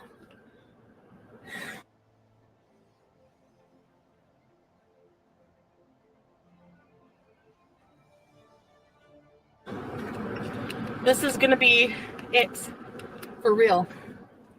Once those clothes are dropped,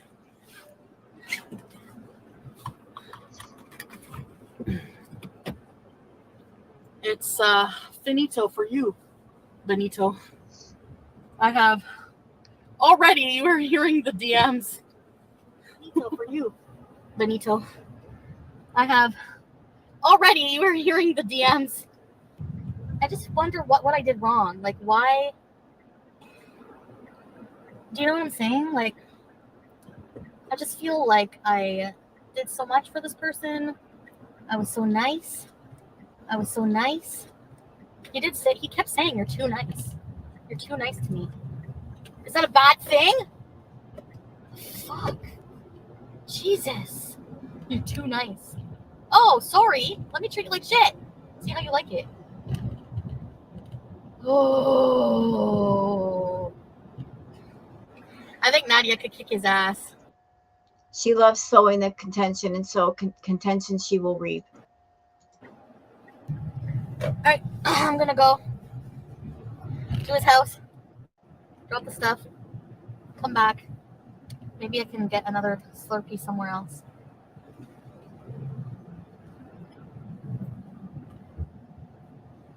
And then I'm gonna find me a revenge sex.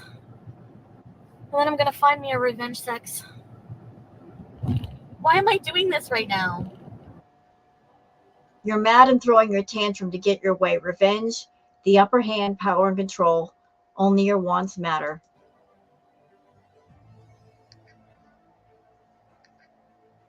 I don't want to talk to him anymore. I don't want to have a reason to go back there when he's there. I don't want to have a reason. Like, I just want to get him out of my fucking life. Like, what do you think the excuse is going to be? Oh, that's your fault. You talk about me.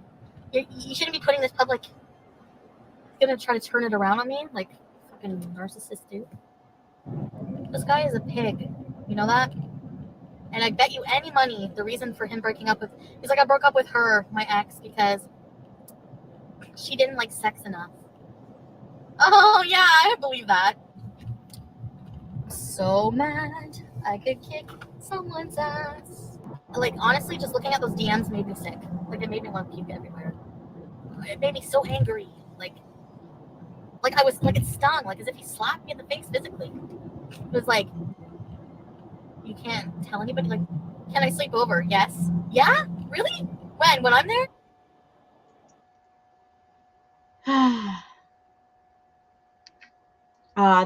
Girls like her weaponize anything they can. Their presence is one of them. This is a way of controlling who Natter is around so he can't get close to another girl. She did the same thing with Christian.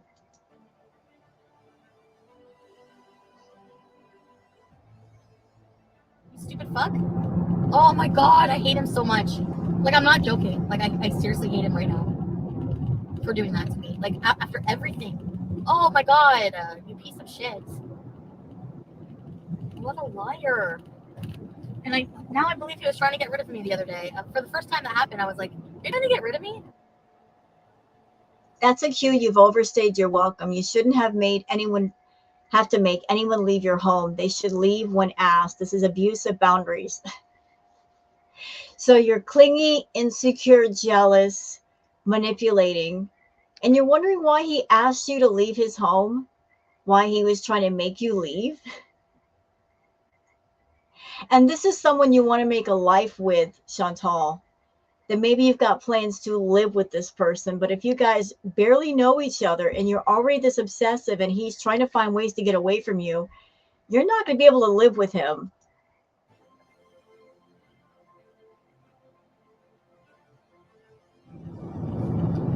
He made an excuse that he wanted you to leave, and you clearly recognized he wanted you to leave, but rationalize it as an excuse and linger. This is abusive behavior. Yeah. When somebody is saying, I want you to leave, just leave. You're just trying to stop him from being and doing anything. First, he was like, my mother is really sick. It was like 2 in the morning. It's like, my mother's really sick. And I was like, oh, I'm sorry to hear that. What happened? He's like, she passed out. So first it's she's in a coma or something like that. And then he's like, they're gonna call me in a bit. And it's gonna be a long phone call. The whole family's gonna be around. I'm gonna be talking to my mom for a long time. I'm like, I didn't say anything, but I was like, wait, did I hear him correctly? You're gonna talk to your mom for a long time when she's in a coma? And then miraculously so what happened was, so I'm like, oh, okay. He's like, yeah, I'm gonna be talking for a long time, so I don't know. I know you would probably prefer to sleep at home. And meanwhile, in the beginning, he never wanted me to leave. Like, I had to sneak out. Okay, this is Natters. I don't want to show him on my channel. We're gonna skip ahead. He should be. Honestly, after like, hello, I'm bored in the car, so I'm doing a Snapchat because I never do. So if you're following me, thank you. And guess what I'm doing? Listening to The Weeknd in the car. So, hello. And I'll try to do more snaps in the future. Just probably selfies. Benefit of the doubt, and I told him, I said, I'm going to tell you this. I'm going to tell you this once. I'm going to trust you, and I told him this recently. I said, I'm going to give you the benefit of the doubt. If I ever find out that you hurt me or you lie to me, I'm going to disappear. And that's it. He was like, yeah. Why would I do? Why do this? Why would I hurt you? Well, I don't know. You tell me why you hurt me. You fucking hurt me. That's why. He's not the one. I want to find somebody I can do fun things with in the summer, like, you know what I mean? Like a good guy friend. No, I just find that ironic that she says she wants to find someone that she can do fun things with. Just like she picked Salah. Salah's a younger man and obviously more active than Chantal. So she wants to pick someone that she can have fun with. Here's the problem. Chantal's not a fun person. She doesn't know how to have fun. Her idea of fun is sitting in a house doing mukbangs. She doesn't want to go anywhere. She doesn't want to do anything. She can't be around other people. She can't be around groups of people. She doesn't know how to just talk to both men and women and just keep it casual and keep it light. Just make conversation. She gets jealous if she's with somebody and they're just casually talking to another person as a friend. How can you possibly have fun around somebody like her? It'd be impossible. And have good sex with. I need good sex in my life. I'm sorry if I know I should be working on myself. I just feel like it just feels nice and it's good exercise, and I was wondering like what else he lied about. I'm going to be rude for a minute. Forgive my lewdness. Forgive my bluntness. Okay. People who get the intimacy on a regular level, they don't talk about sex like this. They just don't. You know, if you're getting it on the regular, it's just a normal thing. You don't talk about it. It's the people who don't get it that talk about sex like this. You know? I was in a mood that I didn't even recognize for myself. Like, I don't know what it was. Like, I had plans with Dom, you know that. And we had planned to go out. And he's like very laid back with going out and stuff like that. Like, he just wants to go out, doesn't care where, like just going for a drive. But me, like, I was in such a bad mood and like driving around and like everything was pissing me off and I was just like freaking out at everything. I was like, it's okay, babe, like, you know, like I wonder if like a part of me was like testing to see how like, because I didn't subconsciously, I don't think I was doing it on purpose, but I was being a big bitch. And I feel like a part of me does that sometimes to like test my partner to see like, what kind of relationships do you have that you feel like you always have to test who you're with? What are you testing them for? And is that a good thing to do? To be with somebody and test them? Are you testing their loyalty or their love? Because If the person loves you and they're loyal to you, there's no need to test them. You know they're loyal. You know they love you. You test them when you don't feel the love and you're looking for some kind of validation. Like, if I'm going to push the buttons. No, I didn't say he got cranky about public, did I? To get a reaction, see what they'll put up with. And he was very patient. And then he got upset with me, but not like mad, you know? Like because like I was like being a real bitch. Like I was being a real bitch. And like if I had stayed there, like I probably would have gotten in a big fight. I just realized that like I'm an abusive person. Like I can be an abusive person too. Like, everyone always focuses on like the man being abusive in a relationship. But it's like verbally, and even I'm pretty aggressive sometimes. Like I'll throw shit. You know? Y'all catch that part? Let's roll that back. Let's see, where am I? Let's roll that back just a little bit so we can catch that one more time. So here she is confessing to being verbally abusive. And remember what I said, verbal abuse is just as bad as physical abuse. Abuse is abuse, no matter what form it takes. So she's confessing right here. She's verbally abusive. She's also confessing that she's got a temper. And she throws things, which could be considered physical abuse as well. So didn't I say before that she's verbally abusive? I mean, I've seen her act this way to her own VIBs, but I've also said, you know, there's a chance that she might be physically abusive as well. She's always claiming that Natter was physically abusive to her, but we weren't in the room. Something physical might have happened between her and Natter, and she was an active participant. I'm not saying that gives him the right to put his hands on her, but she likes to claim that he was physically abusive. Maybe it went both ways. Driving around and like everything was pissing me off, and I was just like freaking out at everything. I was like, it's okay, babe. Like, you know, like I wonder if like a part of me was like testing to see how like because I didn't subconsciously, I don't think I was doing it on purpose, but I was being a big bitch. And I feel like a part of me does that sometimes to like test my partner to see like if I'm going to push the buttons. And that's something she likes to do.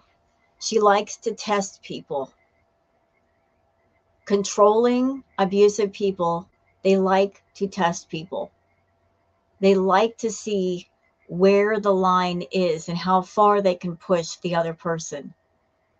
They will test your mental endurance, your emotional endurance. They will test you psychologically. They're testing your tolerance to see just how far back they can push that line.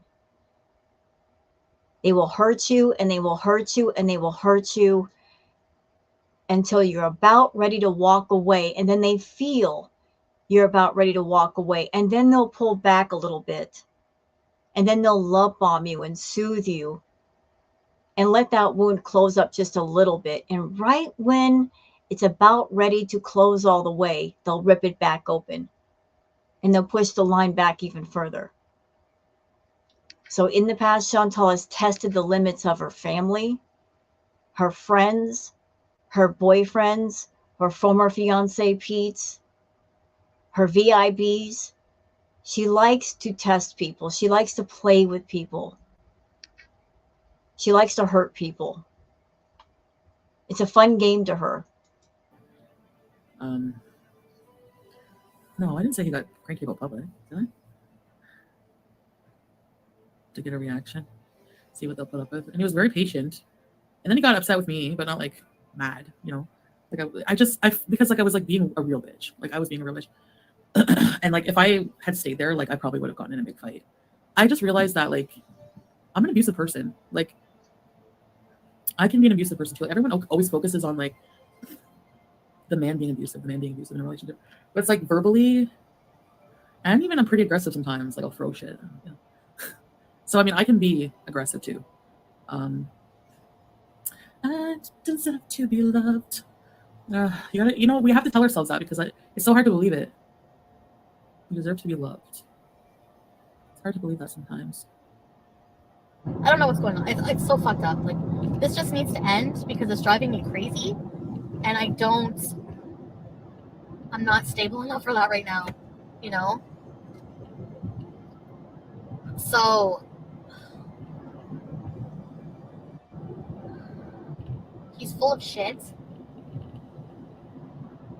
You're a liar, and I hope you're watching right now so I can tell you that you're a fucking liar. And you'll never see this face again. On your pillow, eating hair fibers. Never. Never. You'll never see my 10 boobs again. You'll never see them. And down the line in the future, when I'm in an amazing relationship with somebody that I'm not going to tell you guys about. Yep, there we go. An amazing relationship that I will never tell you guys about. And enter Salah and Chantal. So what happened to not telling us about your amazing relationship? Oh, that's right, because it's not amazing. We know how that ended. Went over like a lead balloon. Then I'll worry about it. But until then,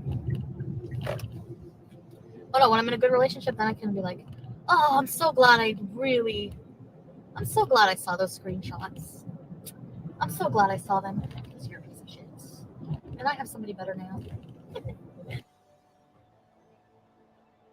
She wants you to be as envious as her because she knows envy hurts. That's how I felt with BB. Like, he was such a good person compared to everybody else. And I fucked that up because I self-sabotage all the time because I don't know. Maybe that's what he does too. All right, I'm going to have to start putting you guys down because I'm sorry, but I can't dox him. I hope you can like appreciate that, but I cannot dox him. Sorry, guys. What the excuses are for today, because he's a fucking liar. Like, he lied to me whatsoever. Oh, what a liar. Like, seriously, you have no respect for women whatsoever. This is the same reason she lied to Pete and Shannon. Chantal only sees people around her as pawns for her use. Yep. Using people in her audience as pawns. Oh, what a liar. It's not my thing. I don't like sharing. Alright, let's go get a slushie. Let's go get a twisty misty.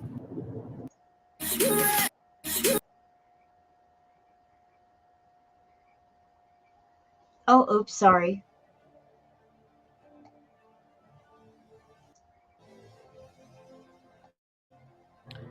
He probably just figures that I'm already talking about him, so he may as well fucking. I seen on his face, like, I'm so done, and then all these women are like, "You deserve better. You can do so much better." Yeah, sure, okay. Like, it's all women like, "Well, good for you. You deserve better." Really? I'm so bad to him. I'm so fucking bad to him. You know, that was something I heard so many times in her chat when she was with Natter. There were her VIBs telling her, you deserve so much better. My question then, as now, is why? Why does she deserve better? Look at the way she is and the way she treats people. Why does she deserve a better man? When she is absolutely awful. She's a cheater, a liar, a manipulator, a con artist, a swindler. Why does she deserve anybody that's good? You put somebody good near Chantal, she uses that person, she uses them up, she sizes them up, she will take advantage of that person and just totally screw them up. There's a reason why she keeps ending up with scammers. A, because that's what she deserves. B, because that's the universe protecting all decent people from dealing with someone as disgusting as her. As long as she's with somebody who's much like her, it keeps her away from somebody who's of a much higher quality.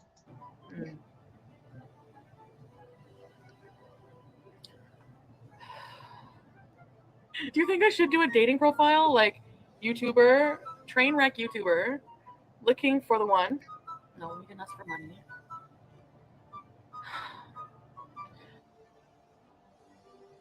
If she hated giving him money so bad, why does she look exasperated here at the fact he hasn't asked for money yet? Well, that's because money equals control. She wants control over him.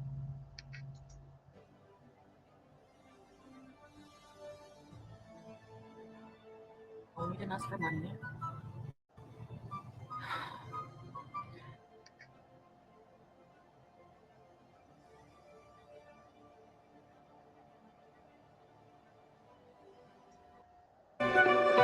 A dumb piece of shit for giving me this platform. Oh no, sorry, I'm not bitter. I'm not bitter. I have no right to be bitter.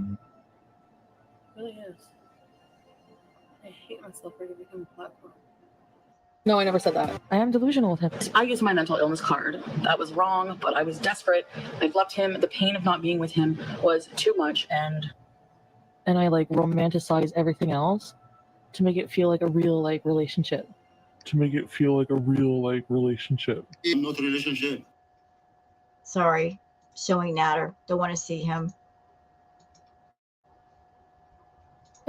Everything, deodorant, all her shit's on the counter. Her overnight bag is in his room. He comes upstairs, follows me upstairs, pins me against the wall, tries to kiss me. Yeah, so I don't kiss him. I'm like, why is her shit in your bathroom? You said she didn't sleep. He said she didn't sleep there. Oh, well, I don't know. She brought her stuff with her today. Like, she didn't sleep. And I said, is she sleeping over tonight? No, she's leaving, actually. She was waiting for you. I was being nice for her to meet you. I go downstairs. Now remember what Chantal said.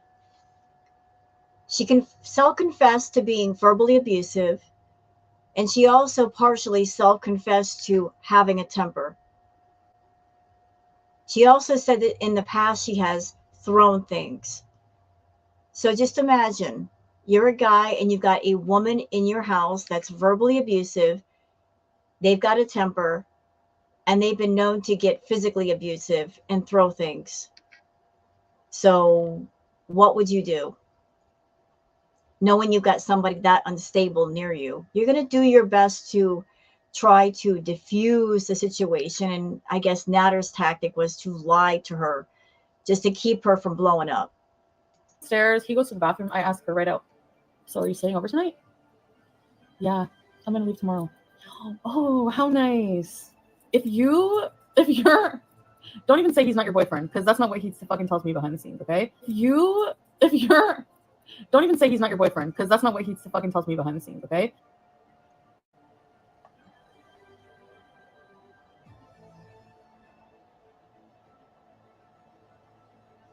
So if your boyfriend, you go there, and this woman's shit is on his counter, like, would you not be mad? Like, why did you want me over there for? Like, why did you want me over there for? I call him, I want to come get my stuff. I'll be there in an hour or whatever. Are you by yourself? He didn't want her over there. She called him. This is manipulation to justify her abuse. Like, if she just went over there to pick up her stuff, fine, you're there to pick up your stuff. But if you're there to pick up your stuff and there's no relationship, you have no right to ask if they have somebody in their house, what they're doing there and how long they're staying. He says they didn't do anything, that they didn't sleep together. I don't know if I believe that. Like, really? It's just so like, if the point is, he's a fucking hypocrite because he has such a problem with me living with Pete. She's sleeping in his bed. I swear to God, if she sleeps in his bed, I'm so done anyways. Like, I can't be with somebody who's a fucking liar like that. Bun burritos, girl. He cannot make it any clearer. He doesn't care about you.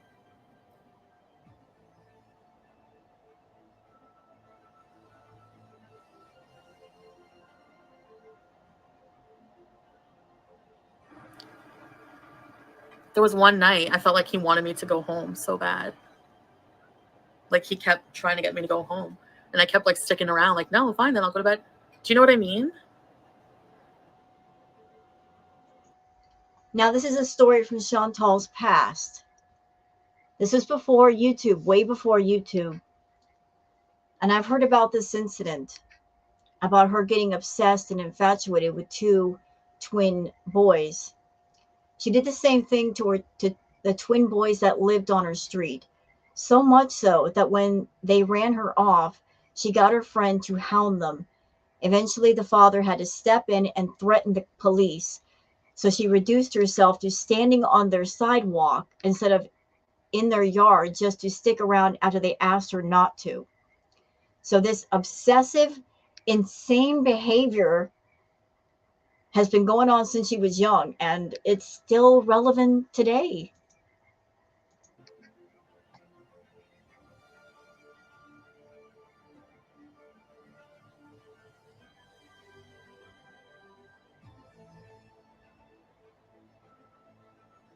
Okay, she did the same thing to Christian, the boy in high school with the pregnant girlfriend Chantal tried to steal. She later slips up and compares Natter to him.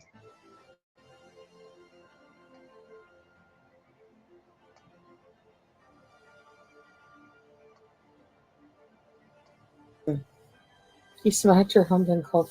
I romanticize the situation. I did that with Christian. Ugh, he really didn't like me, I know it.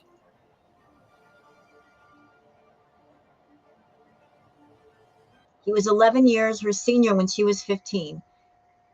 The one her mother wouldn't let her have relations with after she stole alcohol to take on their rendezvous. Chantal got mad at her mom, and her way of hurting her was to pretend to OD on her antidepressants. Chantal hasn't changed.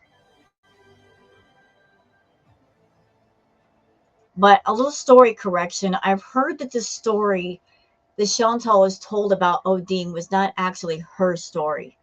It was something that happened to someone near her. So she took someone else's experience and turned it into her story time. Somebody else's pain or experience she made into her own, which is something that Chantal has done quite frequently, taking stories and experiences from others and making it seem like it was something that she went through.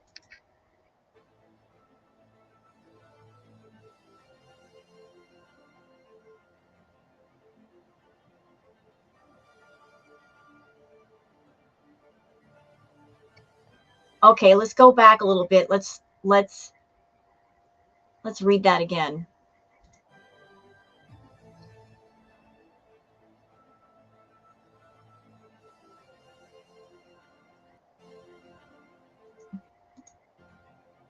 That's not what. Oh, oops. Did we go past it? Doggone it. Sorry about that.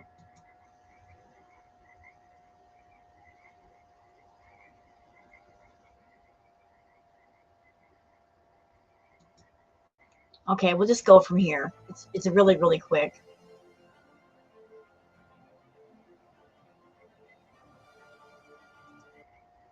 Here's quote from Foodie. I wanted attention.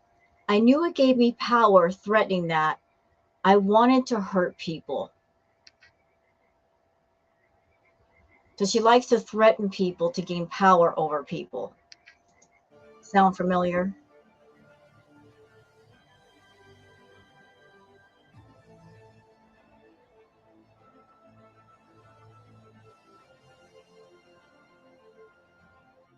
That's not what he actually. But the thing is he doesn't say.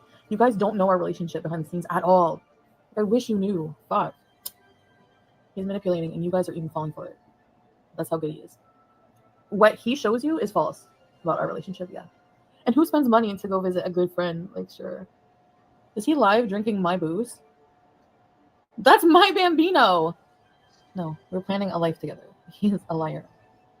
She didn't sleep over. I have a right to be mad at that. I have a fucking right. I've been dicked around. Fuck that shit. I have a right to be mad, and I have a right to complain about it. It's my channel. Yes, I'm obsessed with this, Brooke. It's fucking... Like, do I not have a reason to be mad? Like, you're going to get drunk with a woman who's sleeping at your house with my booze. I do all this for you.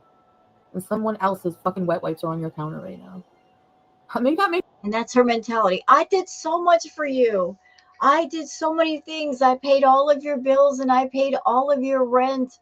You owe me. Now that I've done all of these things, you owe me, and it's time to collect. And the proper price that you have to pay is giving me a relationship. Chantal, you could pay somebody's bills and rent for the next 100 years. By doing that does not it doesn't mean they owe you a relationship or true love. Makes sense. Make that make sense. I know you miss me. I could tell his body language, the way he was eager to kiss me. You miss me. So something tells me maybe he didn't cheat. But then at the same time, why is there where what?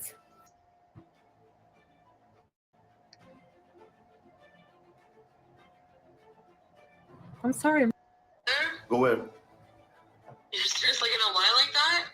So, I want to ask.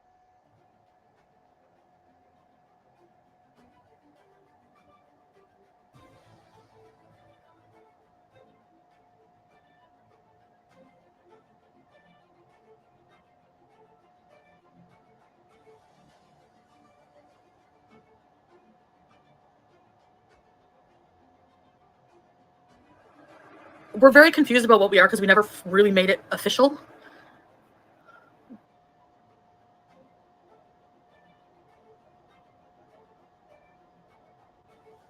People keep asking me, are we official? What does that mean? Knowing she knows what it means. She's looking for him to say the words so she can cling to that and then pretend to not understand the context.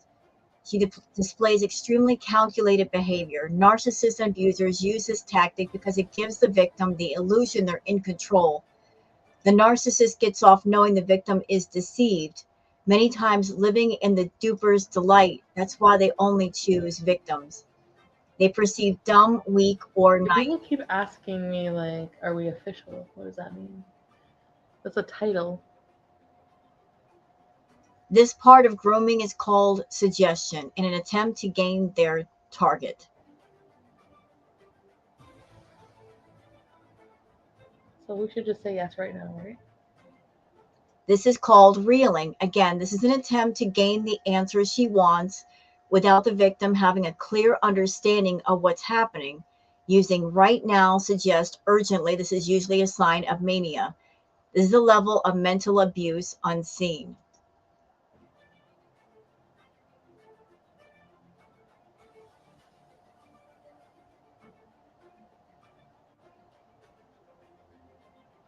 Also pay attention to body language. It always confirms or denies a person's motives. Here we see her head and gaze drop. That's what we call suggestive behavior.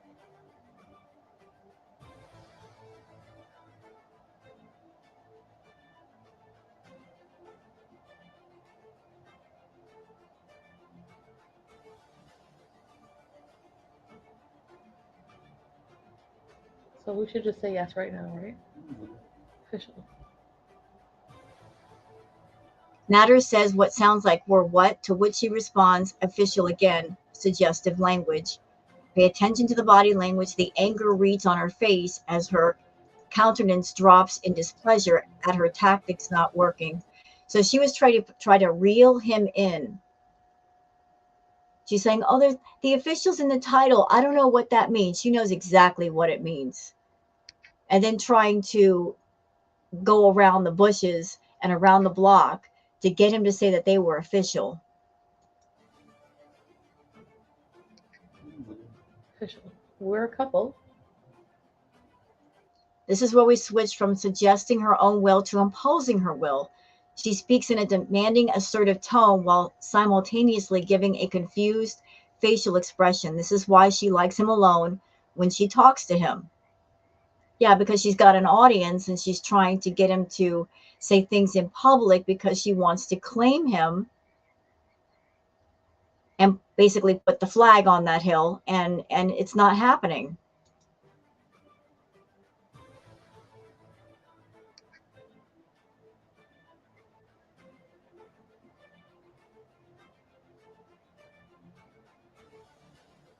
We're a couple. We're in a relationship, right? Yeah. I don't know somebody. No, I don't want to show him. Guy who can fill up those underwear. Trust me. And from the gym pictures he sent me, he looks like he can do it. That's a fucking asshole. It- You are.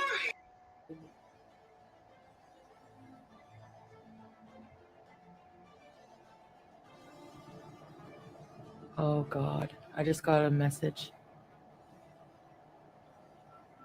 I reached out to somebody for some information about something in my life, and very eye-opening. Very eye-opening. Hi, Corvina. Stop throwing tomatoes. Don't worry, I can play that game too, Natter. He's chosen war. You've chosen war, and I have Beezers as my what do you call them? Soldiers.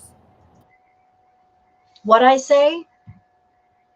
What did I say? She abuses her platform. She abuses her audience.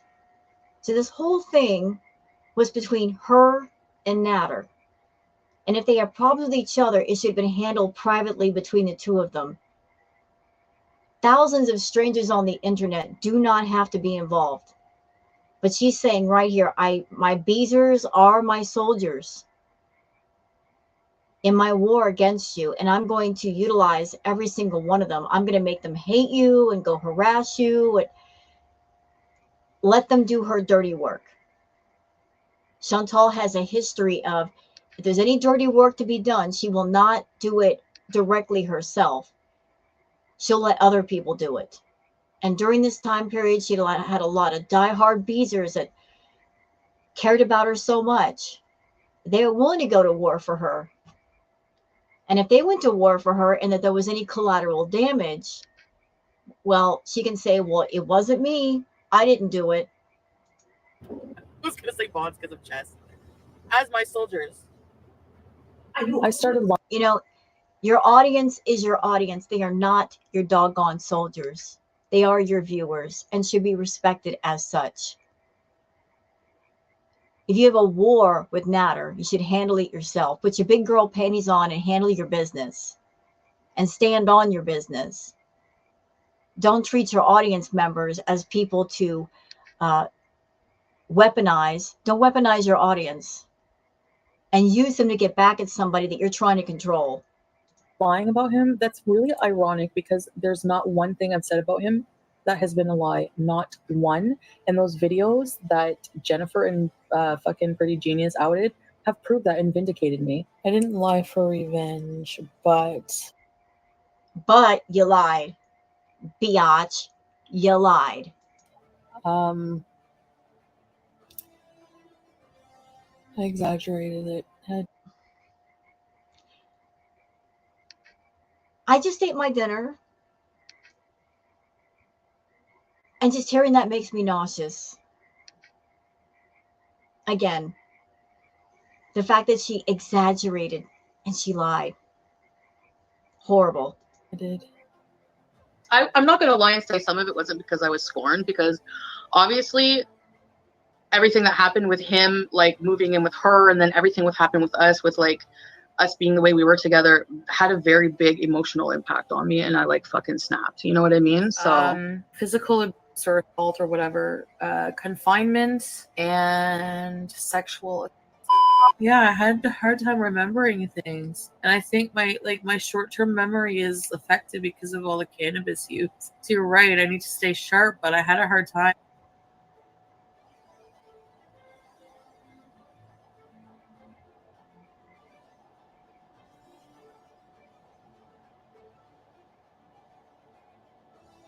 I'm like, I don't really remember. Like, they would ask me stuff like, what are you wearing and stuff, and like, what were you wearing? I'm like, oh, I don't remember. Like, You've been through a traumatic experience, you will remember. There are some parts that maybe your brain will block out, but you will remember certain things, and they're right. Certain things will stick out to you. And she's over there, I can't remember. I can't remember. You can't remember because nothing ever happened, liar. I mean, you know how I feel about snipe. Okay. I need some advice about something. Okay, I'll be back, so be on the lookout if you remember. I didn't drop the charges, but I'm really fucking scared about this whole thing. I'm not scared of anything because everything I said was 100% truthful, but what I'm scared of is How can it be 100% truthful if you exaggerated the claims? Pick a lane, liar. things like I feel paranoid, like every little thing I feel like I'm being watched for. Like, whenever someone asked, hi Lemonsy, whenever someone asked about my search history, you know what was in it? And this is where I messed up. The title was, it was a YouTube video I had watched. The title was, I killed my abusive husband. Do you know how fucking bad that looks if they subpoena my search history? And the thing is I wasn't watching it to get ideas on, like, any ideas like you see in the shows. It's just because I love true crime. No, I'm freaking out. I'm freaking the fuck out. I can't do this. So she's worried about a video on her computer that she was watching, but not about the hundreds and hundreds of hours of footage that she herself provided on her channel of her unstable behavior. I'd be more worried about that, because that can be proven, like seeing a pattern of behavior with a person, like the way they behave, how they handle things. It speaks to the character and the patterns of a person. I can't. I'm freaking out for real. I'm freaking out for real. I can't.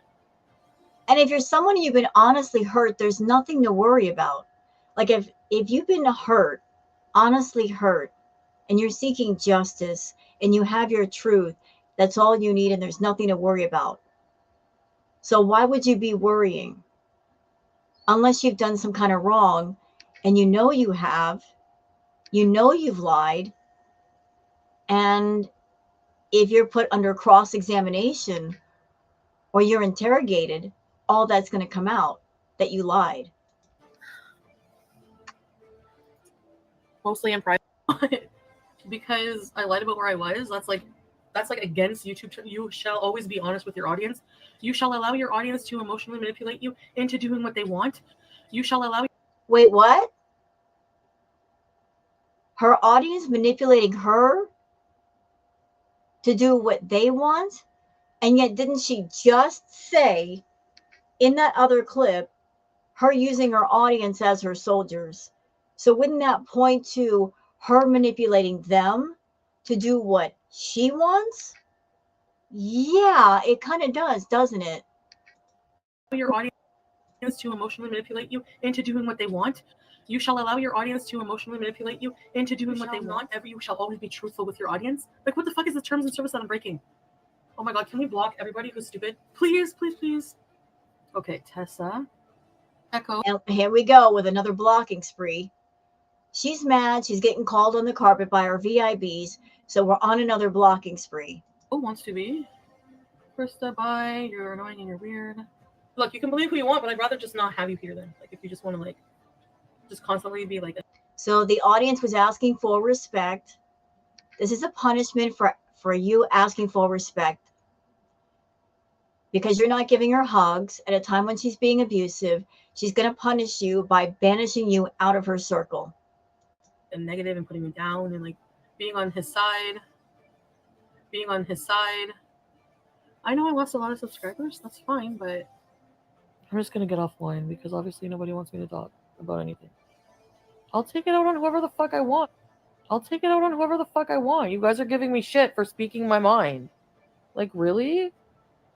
Yeah, I rage at the wrong people. Quite frankly, fuck everyone through this whole journey who has fucking shamed me for anything like that. Fuck you. I've been wanting to tell you that for a long fucking time, actually.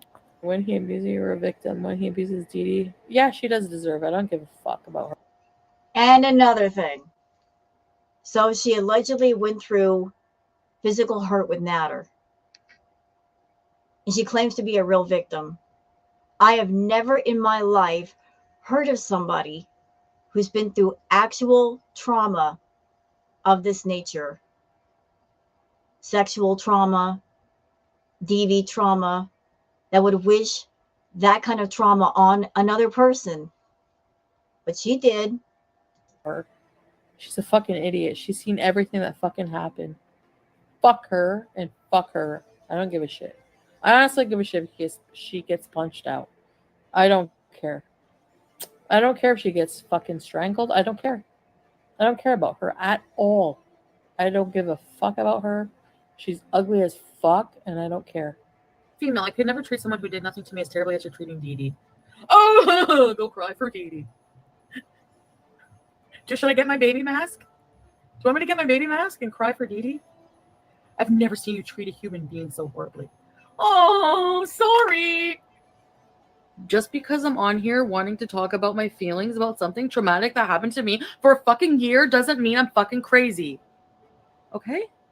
No, it just means you're abusive. That's what that means.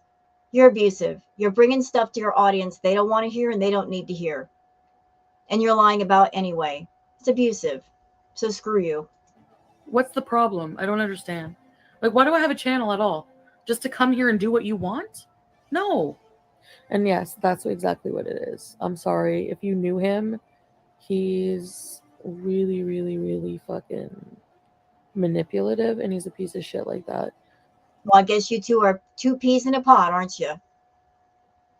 Because you are exactly the same. He is your reflection, Chantal. Looking at Natter, dealing with Natter, you are dealing with somebody who is very much like you. So if you didn't like him for certain reasons, maybe that was a moment for you to look inward and realize everything you put other people through. Manipulative. I'll be as sweet as pie tomorrow. Oh, you know it. You know I'm gonna manipulate the fuck out of you, and you're gonna eat it up, and you're gonna watch me. Yep, that was her in Cuba. That was during the infamous Cuba rage, when she was high on her horse, and she was so in her arrogance, she actually had the balls to get on camera and say to everybody, "You're all so addicted to me. You're all so weak that I could come on camera and manipulate all of you, and then come on camera the next day and love bomb you, and you'll eat it up and you'll just take my abuse, and you'll be back the next day." She actually said this out loud. What is she gonna charge me with? I'm gonna laugh in her fucking face. Charge me for what? What did I do to her? Harassment? Really? Am I harassing her? No, harassment is a pretty hard case to. She's full of fucking shit. Come to my face and say it. I fucking dare you. I fucking dare you. Everyone call her fucking job right now. She's a stupid bitch harboring a criminal. She fucking doxed her fucking elderly mother, the dumb fucking cunt. I hope people call the retirement home and fucking harass her mother. So it wasn't enough that she was mad at Natter and she was mad at Dee Dee. She doxed Dee Dee's place of work, and she's involving Dee Dee's sick mother, who has nothing to do with this. Nothing. That's how far she was willing to go to get back at Dee Dee and Natter, involving an innocent woman who had nothing to do with any of this. I hope people call the retirement home and harass her mother. Because at this point, she wants to hurt Dee Dee. She can't hurt Dee Dee, so let's go for the mother who has nothing to do with you two. Deserves it for doxing her mother. What did I do to her? Harassment? Really? I don't think you said all this stuff. Your asses don't. I loved him because I believed him just from this morning. I was using him as a weight loss tool. Seriously, the partying, him and the partying, if you get my drift. That's another self-confession. That's another one. She met up with Natter, and she wanted to lose weight for Natter, knowing that Natter he likes smaller women. So they started partying together, and she decided, I'm going to use the Coca-Cola and doing the Coca-Cola as a way to lose weight, which is the wrong way to lose weight, but that's what she chose to do. That's when she got heavily into the Coca-Cola, had a huge expensive habit with it, spent thousands of dollars on it.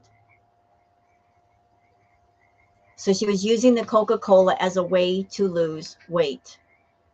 And she did lose some weight, but then she gained it all back. But one of the side effects of her doing the Coca-Cola was She would be energetic and on all day, but then the crashes from the Coca-Cola the next day were horrible, which led to her mood swings and her constant rages and raging at everybody. We called it the Natitude. And now I fucking hate him. I have like no energy. I have no money, and like Different thing. Buffalo and classy doesn't mix. Classy buying fucking wine from the Petro Canada. Bitch, I buy us fucking $70 bottles when we drank, you stupid asshole. Bye, Natter. Bringing up how much money she spent on him. Money doesn't equate class, just like putting a wig on doesn't make you not bald. Well, she liked to wear her wigs. But whenever she was trying to pull rank on Natter, she always brought up the money. She would name all the things that she did for Natter, all the things she spent her money on that she chose to spend her money on. She didn't have to. Nobody forced her. Using money as a way to pull rank on another person. Have a nice life with Dee Dee. I'm sure you'll be nice and bored. But don't worry, she'll provide lots of gas station booze just for you on her Karen office budget. No more money, no more nothing from me. Like, I'm trying to get out of this, so I've been talking to my family. They're helping me financially. And this was so pathetic. She was making thousands of dollars a month. Thousands. Enough that she was spending $3,000 to $4,000 a month just in food. This isn't counting the money that she was spending at the green shop buying green products, and she was literally smoking the green all day, nor the money she was spending on the junk food and the Starbucks visits. But imagine making 10, 20 grand a month and then going to your family and borrowing money from them because you're out of control with your spending. That's what Chantal did. And like helping me organize myself financially too. Like, they're really helping me. And I'm not fucking over people who really actually love me and care about me for somebody who doesn't anymore. I'm not doing that. He doesn't ask me for money. Like, anything I've ever did for him was mostly like out of like, because I thought we were in a relationship. So when you're in a relationship, you share money and you fucking do things together. No, I don't want to see Natter. Goodbye. can somebody visibly tell me what I would be jealous about Dee Dee for? Like, or not just even visibly, just in any way. In any way. What would I be jealous about Dee Dee for? I watch him and Dee Dee have fun and there's no fucking drama, and I'm honestly fucking jealous. Like, Wishing they were me. People wishing they were me. You wish you were me. You know. Nobody wishes to be you, Chantal, not even you. You don't even want to be you. You want to be somebody else. That's why you come on camera with all the filters and pretending that you have a fairy tale romance when you don't have one. You don't even want to be you. You don't even want your life. Oh, that's why you fucking hate, because you're fucking jealous. Here's to you. Oh. If your life is one that should be envied, why do you lie so much about it? Why do you lie so much about yourself? If your life was so great, you could tell the truth about yourself in your life, and that's all that you would need to make other people jealous. But there's nothing enviable about you or your life, so you make up a complete new identity and a whole fairy tale marriage which doesn't exist in order to give people a reason to envy you, and still that doesn't work. Oh.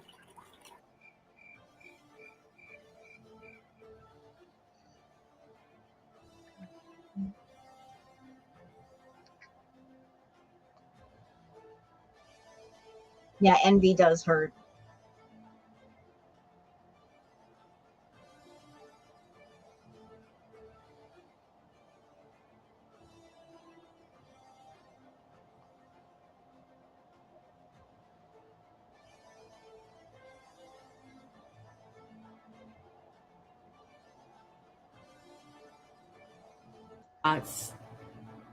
that bothers me actually.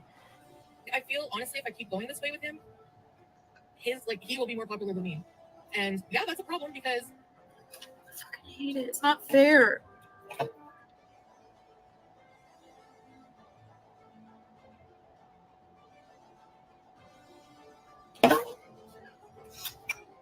It's not fair that he's the one who hurt me and I'm the one hurting, and he's the one having fun right now with someone else. Like it was like I was never anything. Like with all my shit still in his house, like it was never anything. Yeah, her attitude is, how dare you have fun without me? You couldn't have fun with me, but how dare you have fun and have a life without me? That's not allowed. He's so awful, and he just stands there and cooks and looks like I look like the crazy one, yeah, because I'm the one who has to fucking suffer now, and he can just sit there and like nothing. Excuse me. I wonder if Dee Dee's a manipulation tactic, because honestly, I desire him more. Like,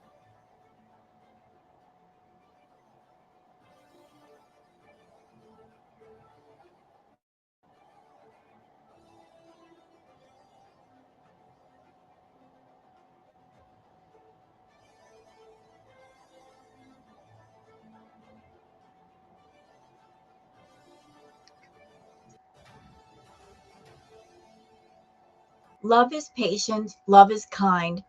It does not envy or boast. It is not proud, rude, or self seeking. It is not easily angry and keeps no record of past mistakes. It does not delight in evil. It rejoices in the truth. Because Chantal was lacking the godly attributes peace, patience, long suffering, humility, kindness, love. She could not receive the gift. Real relationships will require these things because we are only human. We all have faults, but truth sees us through because she instead is filled with spite, anger, rage, wrath, gluttony, greed, pride, and envy. She knows nothing but vindictiveness, revenge, and abuse. Her narcissistic abuse of power is grossly vile and sinister, and she's been this way since being a child. We can only give what we have inside us. We cannot give love unless we have love. We cannot give peace or patience or humility unless we have those things within us. All of that true. You can't give what you don't have.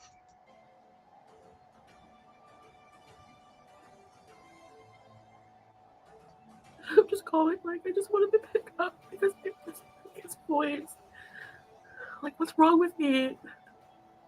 They're everything. How that works. Legally, if you need a restraining order, you have to go to the police station. You have to do the steps. Please, just verbally. And maybe it will happen. I'll have to watch them have kids and watch them have a happy life. Might be my karma for cheating. I wonder if Dee Dee's a manipulation tactic. Because honestly, ex doesn't make her a bad friend. Exactly. Things have changed. It's time for peace. Yeah. Really well. So here's the deal. You have to go online, admit every single time you were abusive to me and apologize. Admit that you love me. Admit that you will do everything to work towards being a better person and towards our relationship because you want a future with me and you want to have babies with me in the future and you want to make things right and become a better person. Then maybe we'll talk. We're singles and She's telling Natter, like, I'm getting him off my screen. I don't want to see him. But she's telling him all the things that he needs to do. But she's not naming anything that she's going to do to better herself. I mean, she's got a lot of work that she needs to do for herself to make herself a better person.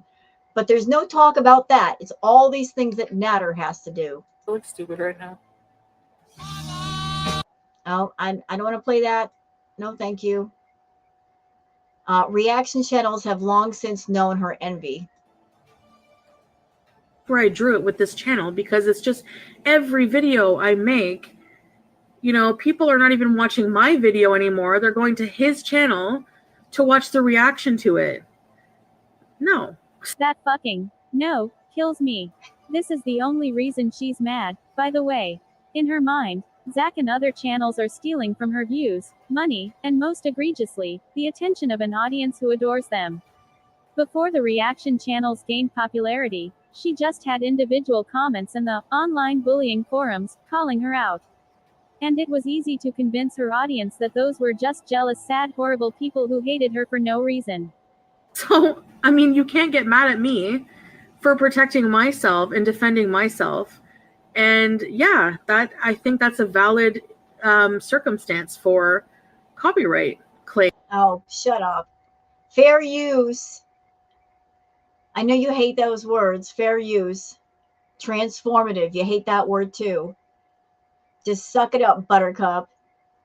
Reaction channels are a thing. And I'm not sorry that I did that.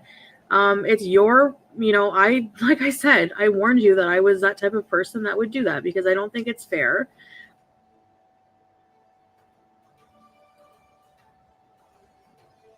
I have changed. Me defending myself, Big Bird, has nothing to do with my personal journey of change.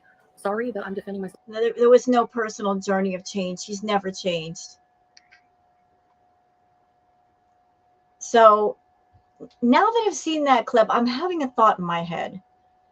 I'm going to share it with you guys, since this is my reaction to Chantal in this video. Something just keeps echoing in my head. She's always had a problem with reaction channels because her logic is we're taking her views. Right? She said that. She thinks that we're stealing views away from her. But I think it goes deeper than that. I don't think it's the views. I think it's the attention. Because two of the biggest things that Chantal revolve around: food and attention. Those are her two top obsessions: food and attention. Believe it or not, attention, I believe, would be number one. And food would be right below that. But she loves attention. So maybe in her mind, by the reaction channels being around, we're taking attention away from her. And this video spotlighted all the many times, even going back to her childhood, where she hated attention being taken away from her and what she would do to get it back. You know, she was jealous of her little sister, bullied her because she felt that little sister was taking attention away from her. Anytime she felt like she was being slighted and she wasn't getting attention, she would do what she needed to do to push people away in order to get the attention back on her. So here are the reaction channels. And she's saying, oh, they're taking views away from me. Maybe what she really means is they're taking attention away from me. And at the same time, drawing attention to how much of a problematic person she is and how vile she is. Every time we do a reaction video and we put our opinions and feelings out there, it lets more people know potentially about just how vile she is. I think one of the main reasons she hates the reaction channels, it's not about the money. I don't think she's concerned about the money. It's about the fact that all the reaction channels, the archive channels, the clip channels, we all function as a kind of hall of mirrors. And there's a lot of us. A lot of mirrors around her, reflecting her evil self back at her. And she doesn't like mirrors because she doesn't like her own reflection. And yet she worked for years to cultivate the image and the brand of her reflection, hasn't she? Like, she worked hard on making this image of being the public bad guy. I used to watch wrestling back when I was young. You had the baby faces, the good guys, and then you had the heels, which were the bad guys. Chantal has worked very, very hard, and she's done much to be the YouTube heel. She wants to walk through the crowd and be booed and have the tomatoes thrown at her. She wants to revel in that negative attention. It's all she wants, is to get that negative attention, and she gets it. Sometimes she wants it, sometimes she doesn't. Sometimes she acts like she doesn't want it when she really does. Sometimes she does things just so the reactors will react to her. And yet she won't change her image. She won't change herself. Not truly. For someone who hates people having a negative view of her, she won't do things to improve herself to have a different image. She stays the same. Myself against a bully. I don't care. He physically, emotionally, and sexually abused me for 10 months. He does. Whatever, you liar. You said you exaggerated the claims. I didn't lie for revenge, but sorry, after you say those things, anything you have to say after that is invalid. Stop. Just stop. Deserves this. Being a piece of trash. And you're lucky. You're lucky. Oh.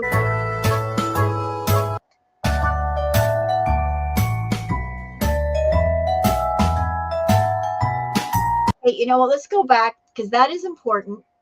We're going to cut off the music. Here we go. She was going off on FFG.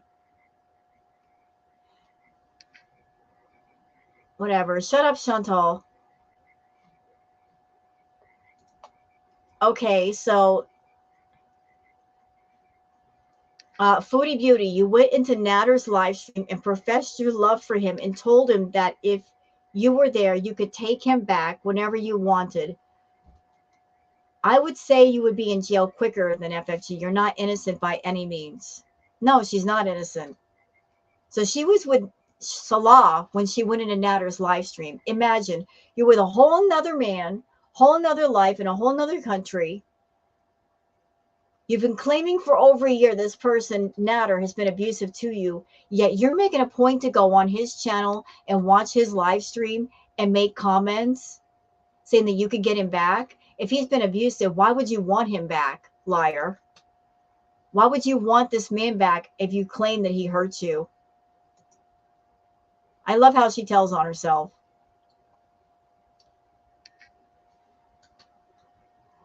And she's a changed woman. Last night in Natter's chat, this is what she was posting. You stole my man. I have a right to call you what I want. Salah is amazing, unlike someone. If he's so amazing, why are you in Natter's chat, idiot? She's still trying to make Natter jealous. Natter is obsessed with me. Well, apparently you're obsessed with him because you won't leave him alone still, even after being married. Still projecting.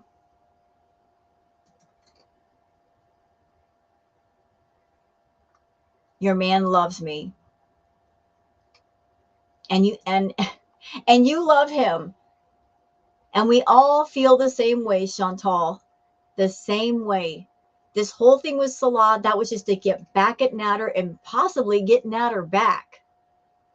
You were trying to triangulate between Natter and Salah, thinking that you being with Salah would get to Natter and he'd want you back, and that just didn't happen.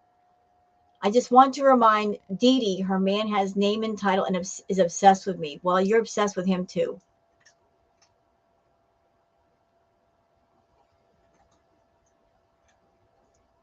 Still contentious. Envy. Salah treats you like a queen. Though why isn't he treating you like a queen enough to get out of his chat? Still spiteful.